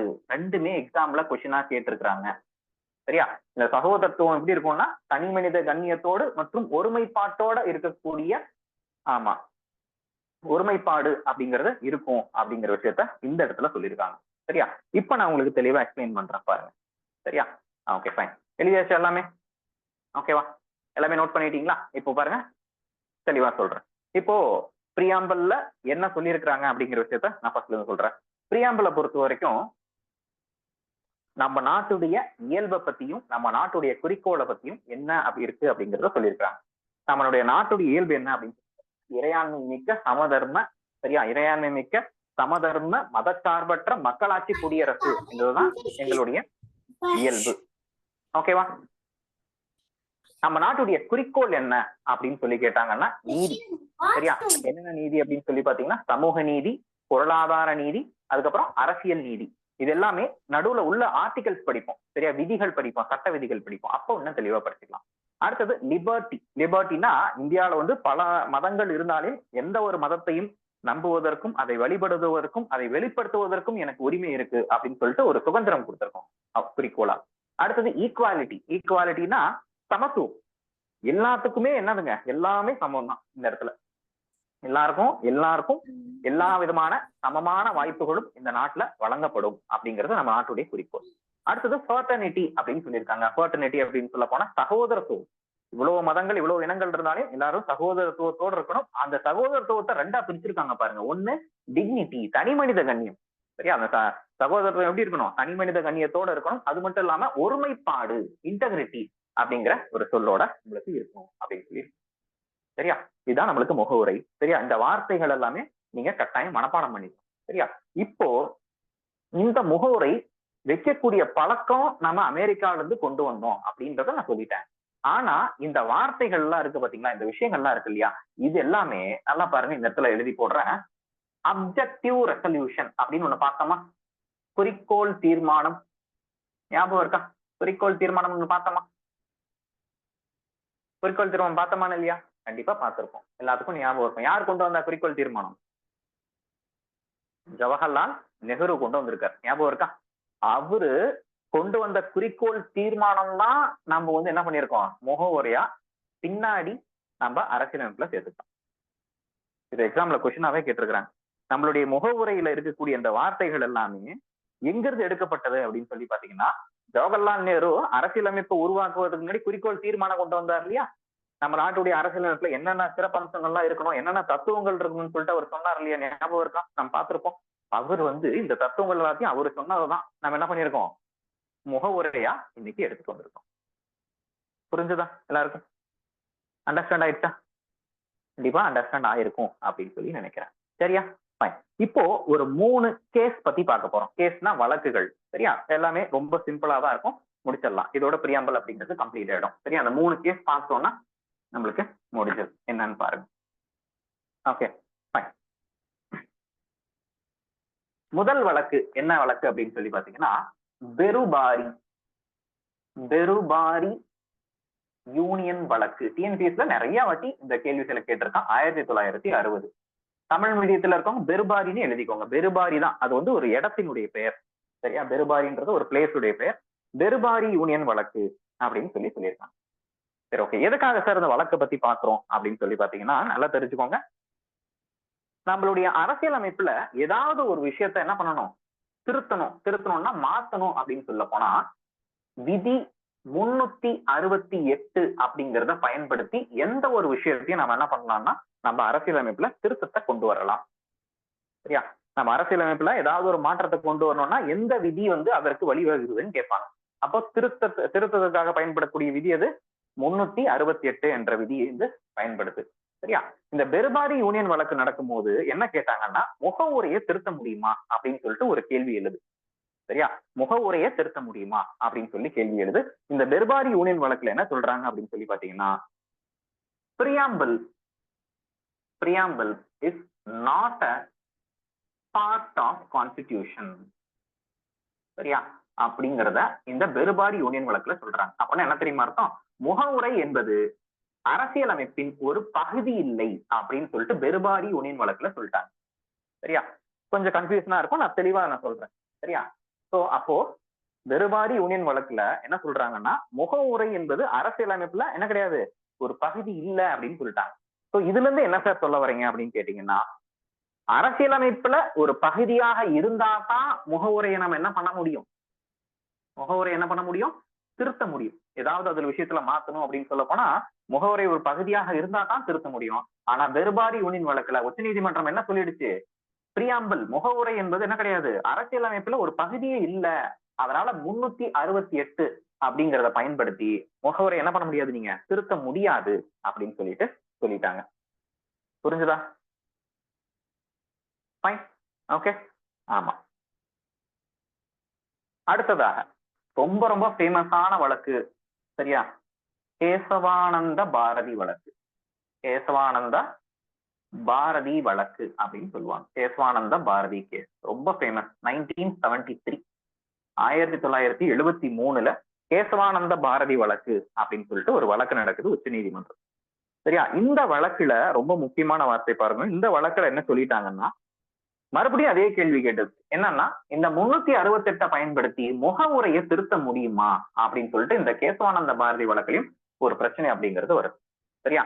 ஆனா அந்த கேசவானந்த பாரதி வழக்குல உச்சநீதிமன்றம் என்ன சொல்லுது அப்படின்னு சொல்லி பாருங்க. பிரியாம்பிள் முகவுரை, preamble is a part of constitution. சரியா? Part of constitution. முகவுரை என்பது சரியா அரசியலமைப்பினுடைய ஒரு பகுதி மட்டும்தான். அரசியலமைப்பினுடைய ஒரு பகுதி தான். 368 பயன்படுத்தி நீங்க முகவுரையை என்ன பண்ணிக்கலாம், நீங்க திருத்திக்கலாம். ஆனா அவருடைய அடிப்படை தத்துவம் மாறாத மாதிரி திருத்திக்கோங்க அப்படின்னு சொல்லிட்டு கேசவானந்த பாரதி வழக்குல சொன்னாங்க. நான் சொல்றது புரியுதா? ஓகே, எக்ஸாம்ல கொஸ்டின் எப்படி கேட்பாங்கன்னா, எந்த வழக்குல முகவுரை என்பது அரசியலமைப்புல ஒரு பகுதின்னு சொன்னாங்க அப்படின்னு கேட்பாங்க. அப்படி கேட்டாங்கன்னா என்ன சொல்லணும் நீங்க, கேசவானந்த பாரதி வழக்குலதான் முகவுரை என்பது அரசியலமைப்பின் ஒரு பகுதி. அப்ப 368 அப்படிங்கிற விதியை பயன்படுத்தி திருத்த முடியுமா, முகவுரையை திருத்தலாமா அப்படின்னு சொல்லி கேட்டாங்கன்னா திருத்த முடியும் அப்படிங்கிறத நம்மளுக்கு இந்த இடத்துல தெளிவா சொல்றாங்க. சரியா? திருத்த முடியும் அப்படிங்கிற விஷயத்த இந்த இடத்துல நம்மளுக்கு சொல்றாங்க. ஓகேவா? ஃபைன். சரி, ஓகே. அப்போ முகவுரையை திருத்திருக்காங்களா சார் அப்படின்னு நீங்க கேட்டீங்கன்னா, இது வரைக்கும் முகவுரைய ஒரு முறை திருத்திருக்காங்க. என்ன சட்ட திருத்தம்னா 42வது சட்ட திருத்தம். சரியா? 42nd அமெண்ட்மெண்ட்னு சொல்லுவாங்க. 42வது சட்ட திருத்தம் 1976 அப்படிங்கிறதுல திருத்தப்பட்டு 3 வார்த்தைகள் சேர்க்கப்பட்டிருக்கு. என்னென்ன வார்த்தை தெரியுமா? 1 சோசியலிஸ்ட். சோசியலிஸ்ட்னா உங்களுக்கு தெரியும். சரியா? சமதர்ம. சரியா? அப்போ 42வது முறை திருத்துறாங்க. சரியா? 42வது முறை திருத்துறாங்க. எந்த வருஷம் திருத்துறாங்க? 1976ல திருத்துறாங்க. 76ல திருத்தி என்ன வார்த்தையை சேர்த்துறாங்க? சமதர்ம என்ற வார்த்தை அப்பதான் சேருது. சரியா? அடுத்தது செக்யூலர் அப்படின்னு சொல்லக்கூடிய என்ன வார்த்தை? மதச்சார்பற்ற அப்படின்னு சொல்லக்கூடிய வார்த்தையும் இந்த முறைதான் உள்ள சேர்க்கிறாங்க. சரியா? அடுத்தது இன்டெகிரிட்டி. இன்டெகிரிட்டினா உங்களுக்கு தெரியும், நம்ம பார்த்தோம். இன்டெகிரிட்டி அப்படின்னு சொல்ல போனா ஒருமைப்பாடுன்னு பார்த்தோம் இல்லையா? ஆமா, அந்த சொல்லும் இந்த 3 வார்த்தை அப்படிங்கிறது 42வது சட்ட திருத்தத்தின் கீழே சரியா முகவுரைய திருத்தப்பட்டு சேர்க்கப்பட்டது. சரியா? ஓகே. அப்போ எந்த வழக்கின் அடிப்படையில முகவுரை திருத்தப்பட்டது அப்படின்னு சொல்லி கேட்டாங்கன்னா என்ன சொல்லணும்? கேசவானந்த பாரதி வழக்குலதான் என்ன பண்ணிருக்காங்க, முகவுரை அப்படிங்கறத திருத்திருக்காங்க அப்படிங்கிற விஷயத்த நீங்க புரிஞ்சுக்கணும். இது வரைக்கும் ஒரே முறைதான் திருத்திருக்காங்க. ஒரு முறை திருத்தி என்ன பண்ணிருக்காங்க, எத்தனை வார்த்தை சேர்த்திருக்காங்க? 3 சொல்களை சேர்த்திருக்காங்க அப்படின்னு சொல்லி சொல்லியிருக்காங்க. சரியா? கடைசியா ஒரே ஒரு வழக்கு, என்ன வழக்கு அப்படின்னு சொல்லி பாத்தீங்கன்னா LIC of India case. LIC of India வழக்கு எந்த வருஷம்னு பாத்தீங்கன்னா 1995. இந்த வருஷத்தை கூட நம்மளுக்கு எக்ஸாம்ல டிஎன்பிஎஸ்சில கேட்டிருக்காங்க. எல்ஐசி ஆஃப் இந்தியா வழக்கு. எல்ஐசி தெரியும் இல்லையா? ஆமா, எல்ஐசி ஆஃப் இந்தியா வழக்கு. இதுலயும் என்ன சொல்றாங்கன்னு பாத்தீங்கன்னா பிரியாம்பிள், முகவுரை இன்டெகிரல் பார்ட்னு சொல்றாங்க. Integral part of constitution. சரியா? எல்ஐசி ஆஃப் இந்தியா கேஸ்ல என்ன சொல்றாங்க, முகவுரை என்பது அரசியலமைப்பின் ஒரு அங்கம் அப்படிங்கிற ஒரு வார்த்தையை இந்த இடத்துல சொல்றாங்க. அரசியலமைப்பின் ஒரு அங்கம் அப்படின்னு சொல்லிட்டு ஆமா எல்ஐசி ஆஃப் இந்தியா கேஸ்ல சொல்றாங்க. புரிஞ்சதா? ஃபைன். சரி, ஓகே. அவ்வளவுதான் நம்ம முடிக்க போறோம். சரி, இன்னொரு 5 மினிட்ஸ்ல முடிச்சிடலாம். ஓகே. கடைசியா இருக்கக்கூடிய விஷயம் ரொம்ப ரொம்ப ரொம்ப முக்கியமான விஷயம். ஸோ இதுதான் முகவுரை. முகவுரையில இதை படிச்சாலே போதுமானது, இவ்வளவு தெரிஞ்சுக்கிட்டா போதுமானது. லாஸ்டா ஒரு விஷயத்த மட்டும் சொல்லிட்டு நம்ம டவுட் செஷன் கொண்டு போயிட்டு அப்புறம் முடிச்சிருப்போம். இந்த லாஸ்ட் விஷயம் ரொம்பவே முக்கியமான ஒரு விஷயம். பாருங்க, அதாவது இந்த முகவுரையை ஒருத்தர் என்ன பண்ணிருப்பாங்கன்னா வெவ்வேறு விதமா வர்ணிச்சிருப்பாங்க. இத குரூப் 1 எக்ஸாம்ல, இந்த வருஷம் நடந்த குரூப் 1 எக்ஸாம்ல கொஸ்டினா கேட்டிருக்காங்க. யார் யாரு என்னென்ன மாதிரி இந்த முகவுரைய வர்ணிக்கிறாங்க அப்படின்னு சொல்லி பாருங்க. First, ID card of the constitution அப்படின்னு சொல்றாங்க. அரசியலமைப்பின் ஒரு அடையாள அட்டை அப்படின்னு சொல்லி சொல்றாரு. யார் சொல்றாரு அப்படிங்கறத டிஎன்பிஎஸ்சில இது வரைக்கும் இவரை பத்தி ஒரு 3 வாட்டி கேட்டிருப்பாங்க. யார் இந்த வார்த்தையை சொன்னா, யாரு சொன்னா அப்படின்னு சொல்லிட்டு. யார் சொல்லியிருக்கா? என்ஏ பல்கிவாலா. என்ஏ பல்கிவாலா. சரியா? என்ஏ பல்கிவாலா ஒருத்தர் அப்படின்னு ஒருத்தர் இருக்கிறாரு. அவர் என்ன சொல்றாரு, இந்த முகவுரை தான் இந்திய அரசியலமைப்பினுடைய என்னதுங்க, அடையாள அட்டை. சரியா? இப்ப பாருங்க, நீங்களே எங்கேயாவது வேலை செஞ்சுட்டு இருக்கீங்கன்னா அடையாள அட்டை கொடுத்துருப்பாங்கல்ல. அப்ப அந்த அடையாள அட்டையை பார்த்தாலே நீங்க எங்க இருந்து வரீங்க, யாரு, என்ன, உங்க அட்ரஸ் என்ன, எல்லாத்தையும் சொல்லிடலாம் இல்லையா? அப்போ இந்த முகவுரையை படிச்சாலே என்னதுங்க, நம்மளுக்கு அரசியலமைப்புல என்ன இருக்குன்னு சொல்ல முடியுமோ. அதனால அதை சொல்றாங்க. சரியா? அடுத்தது பாருங்க, இன்னொரு விஷயத்த யார் சொல்றாங்கன்னா dream to so long. Dream to so long அப்படின்னா நீண்ட நாள் கனவு அப்படின்னு சொல்றாங்க. அப்போ பாருங்க எவ்வளவு ஒரு ஆசையா இருந்திருக்கிறாங்க. அப்ப நீண்ட நாள் கனவு அப்படின்னு சொல்ல போகும்போது இது போல ஒரு அரசியலமைப்பை உருவாக்கி எங்க நாட்டுக்கு நாங்க என்ன பண்ணணும், ஆமா இந்த மாதிரி விஷயங்கள்லாம் செய்யணும், நீண்ட நாள் எங்களுடைய கனவு அப்படின்னு யார் சொல்றா அப்படின்னு பாத்தீங்கன்னா அலாதி கிருஷ்ணசுவாமி. சரியா? அலாதி கிருஷ்ணசுவாமி ஆல்ரெடி பார்த்திருப்போம், வரைவு குழுவுடைய ஒரு உறுப்பினர். கரெக்டா? அவர் என்ன சொல்றாரு, நீண்ட நாள் கனவு அப்படின்னு சொல்றாரு. சரியா, நீண்ட நாள் கனவு அப்படின்னு சொல்றாங்க. அடுத்தது ரொம்ப முக்கியமான ஒரு விஷயம் என்ன அப்படின்னு சொல்லி பாத்தீங்கன்னா, ஹாரோஸ்கோப் அப்படின்னு ஒருத்தர் சொல்றாரு. ஹாரோஸ்கோப் என்ன சார்? ஹாரோஸ்கோப் அப்படின்னு சொல்ல போனா ஜாதகம். கண்டிப்பா உங்க எல்லாருக்கும் வீட்டுக்கும் ஜாதகம் எழுதியிருப்பாங்க இல்லையா? பிறந்ததுக்கு அப்புறம் எப்போ அரசு வேலை கிடைக்கும் கேட்பீங்க இல்லையா போயிட்டு. அப்போ இது போல இந்திய அரசியலமைப்பின் ஜாதகம் அப்படின்னு சொல்லிட்டு ஒருத்தர் வர்ணிக்கிறார். யார் அப்படின்னு சொல்லி பாத்தீங்கன்னா KM முன்ஷி அப்படிங்கிறவரு. இந்திய அரசியலமைப்பினுடைய ஒரு ஜாதகம் தான் எதுங்க? ஆமா, இந்த முகவுரை அப்படிங்கிறத சொல்றாங்க. ஓகேவா? சரி, ஓகே. அடுத்தது பாருங்க, சொல்றவர் யாருன்னு எழுதிடுறேன். பண்டிட் தாகூர் தாஸ் பார்கவா. சரியா, பேர் கொஞ்சம் நீளமா இருக்கும். இவர் நிறைய விஷயத்த சொல்லியிருப்பாரு, அதனாலதான் பேர் எழுதி போட்டேன். பண்டிட் தாகூர் தாஸ் பார்கவா அப்படின்னு ஒருத்தர் இருக்கிறார். சரியா, இவரு என்னென்ன சொல்றாரு அப்படின்னு சொல்லி பாருங்க. ஃபர்ஸ்ட் விஷயம் என்ன சொல்றாருன்னா, மோஸ்ட் ப்ரெஷியஸ் பார்ட்னு சொல்றாரு. சரியா, மோஸ்ட் ப்ரெஷியஸ் பார்ட் அப்படின்னு என்ன தெரியுமா அர்த்தம்? இந்திய அரசியலமைப்பிலே மிக முக்கியமான ஒரு பகுதி இதுதான் அப்படின்னு சொல்லி சொல்றாரு. இந்திய அரசியலமைப்பின் மிக முக்கியமான ஒரு பகுதி அப்படின்னு சொல்லிட்டு இத சொல்றாரு. சரியா, இது ஒரு முக்கியமான விஷயம். எக்ஸாம்ல கொஸ்டினா கேட்டிருக்கிறாங்க. அடுத்தது கீனா எல்லாத்துக்கும் தெரியும், சாவின்னு சொல்லுவோம் அல்லது திரவக்கோள் அப்படின்னு சொல்லுவோம் இல்லையா? அப்போ ஒரு வீட்டுக்கு போனோம்னா ஃபர்ஸ்ட் சாவியை போட்டு தான் திறக்கணும் இல்லையா? சாவி போட்டு திறந்தா நம்ம உள்ள போவோம் இல்லையா? அப்போ இந்திய அரசியலமைப்பை திறக்கிறதுக்கு ஒரு சாவியாக இருக்கு அப்படிங்கிறத பண்டிட் தாகூர் தாஸ் பார்கவா அப்படிங்கிறவர் சொல்றாரு. சரியா, இந்திய அரசியலமைப்புல ஒரு சாவி அப்படின்னு சொல்றாரு. ஓகே, அடுத்தது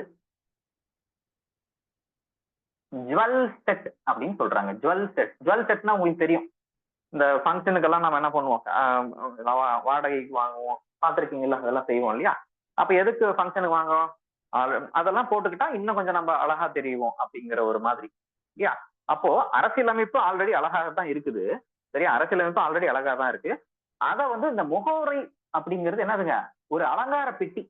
சரி, அலங்கார பெட்டி, நகைலாம் மாட்டி விட்டு ரொம்ப அழகா இருக்குது அப்படின்றத பண்டிட் தாகூர் தாஸ் பார்கவா சொல்றாரு. அலங்கார பெட்டி, சரியா, நகை பெட்டி எப்படி என்ன வச்சுக்கலாம், சரியா, அப்படிங்கிறத அவர் சொல்றாரு.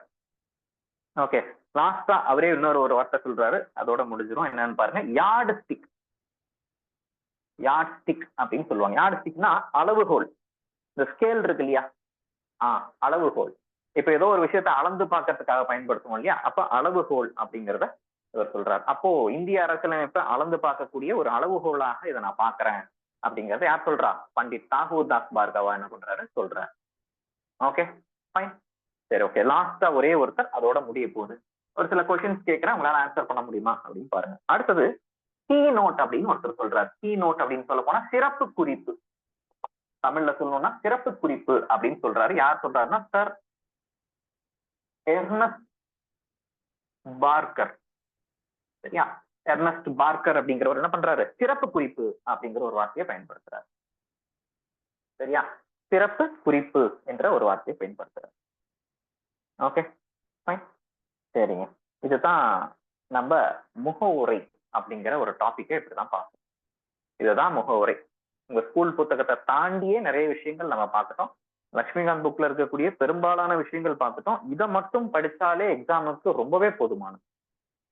இதுக்கு மேல நீங்க போயிட்டு நோட்ஸ் எடுத்துட்டு வேற நோட்ஸ் எடுத்துட்டு கஷ்டப்படணும்னு அவசியம் கிடையாது. சரியா, இதை மட்டும் படிச்சா இதுல இருந்தே கொஸ்டின் வந்துடும். சரி, எந்தெந்த டாபிக்கு கொஞ்சம் வெளியே போகணும்னு சொல்றோமோ அங்க மட்டும் நீங்க என்ன பண்ணலாம்? ஆமா, வெளியே போயிட்டு நீங்க படிக்கலாம். மற்றபடி இந்த டாபிக் இது போதும். ஓகே, சரிங்க. இப்போ உங்களுடைய டவுட்ஸ நீங்க பேசலாம். உங்களுக்கு என்ன ஃபீல் ஆகுதுன்னு சொல்லுங்க.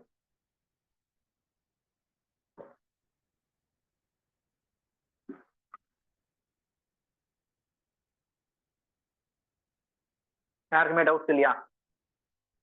போன டெஸ்ட்ல எவ்வளவு மார்க் வாங்குனீங்க? நான் கேட்கறவங்க சொல்ல முடியுமா ப்ளீஸ்? கஸ்தூரி கௌதம் சொல்லுங்கம்மா. சார் டெஸ்ட்ல பட்டய சட்டம் 1853 இருக்குல்ல சார், கிளாஸ்ல அதுலதான் இந்தியாவின் தலைமை ஆளுநர் கீழே லெஜிஸ்லேட்டிவ் அண்ட் எக்ஸிகியூட்டிவ் பிரிச்சிருப்போம் அப்படின்ற மாதிரி சொன்னீங்க. ஆனா டெஸ்ட்ல ஓகே வந்து ஆன்சர் 1833ன்னு கொடுத்திருந்தீங்க சார்.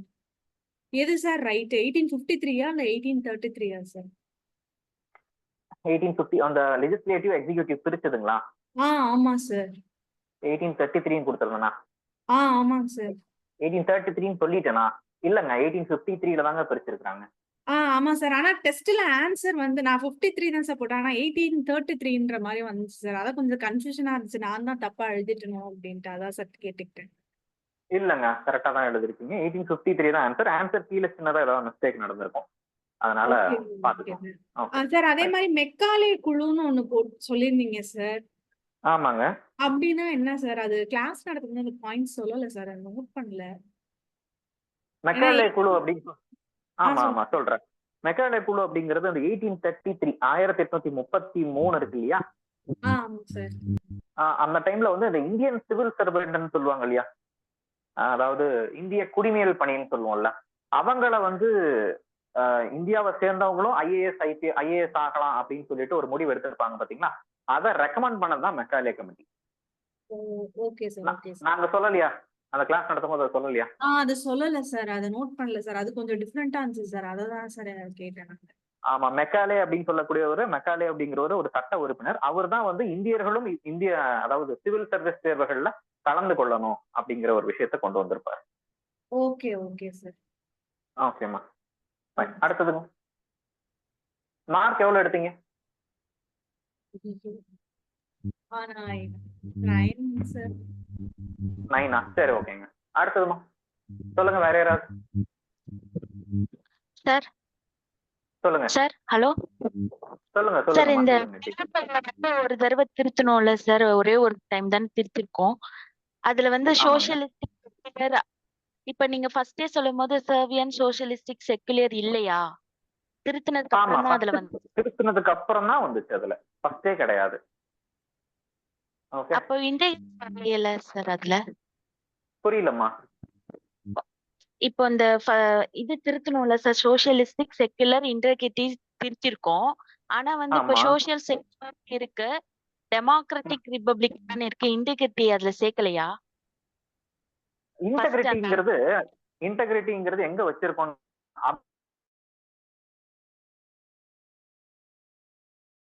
ஒரு இடம் பார்த்தோம். அந்த குறிக்கோள்ல பாருங்க, பேட்டர்னிட்டின்னு சொல்லியிருக்கேன், ஞாபகம் இருக்கா?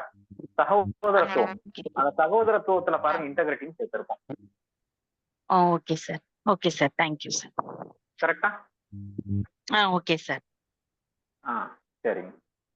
வேற யாருக்கும் டவுட் இல்லையா? சுகன்யா ஜே எவ்வளவு மார்க் வாங்கியிருக்கீங்கம்மா?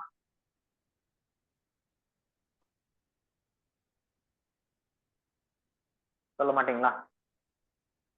ஓகே. அகல்யா சொல்லுங்க, உங்க மார்க் சொல்லுங்க. அம்மு, அனிதா கே எல்லாமே டெஸ்ட் எழுதுறீங்கல்ல? சித்ரா ராமசாமி, தருண், தினேஷ் அன்மியூட் பண்ணுங்க ப்ளீஸ். எம் சத்யா சொல்லுங்கம்மா, அன்மியூட் பண்ணுங்க. சார் என்னோட மார்க் 11 சார். 11ஆ? சரி ஓகே. மத்தவங்க எல்லாம் அப்படியே சொல்லிட்டு லீவ் ஆயிக்கோங்க ப்ளீஸ். சொல்லுங்க பார்க்கலாம் எவ்வளவு வாங்கியிருக்கீங்கன்னு. ஹேண்ட் ரைஸ் பண்ணுங்க, அவங்க பண்ணுவாங்க. மதி, முத்து, நாச்சி முத்து, பி, நிவேதா, சார் ஒரே ஒரு பிரியதர்ஷினி, பூர்ணி. சொல்லுங்க சொல்லுங்க. சார் அந்த 11 கூட்டத்தொடர் சொன்னீங்கல்ல சார், அது எல்லா டேட்டுமே ஞாபகம் வச்சுக்கணுமா சார்? 11 கூட்டத்தொடர்ல தேவையில்லைங்க. 11 கூட்டத்தொடர் தேவையில்ல. டிசம்பர் 9, 11, 13. கடைசி கூட்டத்தொடர் ஜனவரி 24. அவ்வளவுதான். Okay okay sir. Okay sir. அதுக்கு மேல நீங்க கொண்டு போக வேண்டாம், ஃப்ரீயா விட்டுருங்க. Okay, okay sir. Thank you. Ma'am எல்லாம் அப்படியே அன்மியூட் பண்ணி சொல்லிடுங்க. Priyadarshini 12 sir mark. 12. Okay fine. Swetha ma'am sir 11 sir. 11. Srinivas sir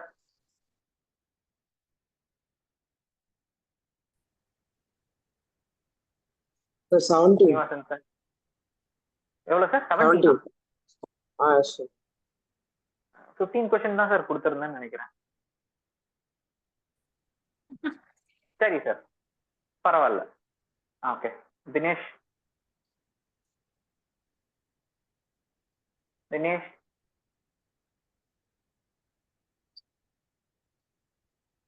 Dinesh sir சொல்லலாம் sir. Dinesh K. 10 marks. 10 mark பரவாயில்ல சார். இன்னைக்கு கேட்கறவங்க எல்லாம் நான் அடுத்த கிளாஸ்லயும் நான் கேட்டேன், பேர்லாம் ஞாபகம் இருக்கு. இப்ப நான் 20 கொஸ்டின் எடுத்திருக்கேன். அடுத்த கிளாஸ்லயும் எனக்கு அந்த அதே மார்க் கேட்பேன். வினிதா மேம் சொல்லுங்க. Sir 12 sir. 12 ஓகேங்க. சாம்சங்கா நீங்க சொல்லுங்க.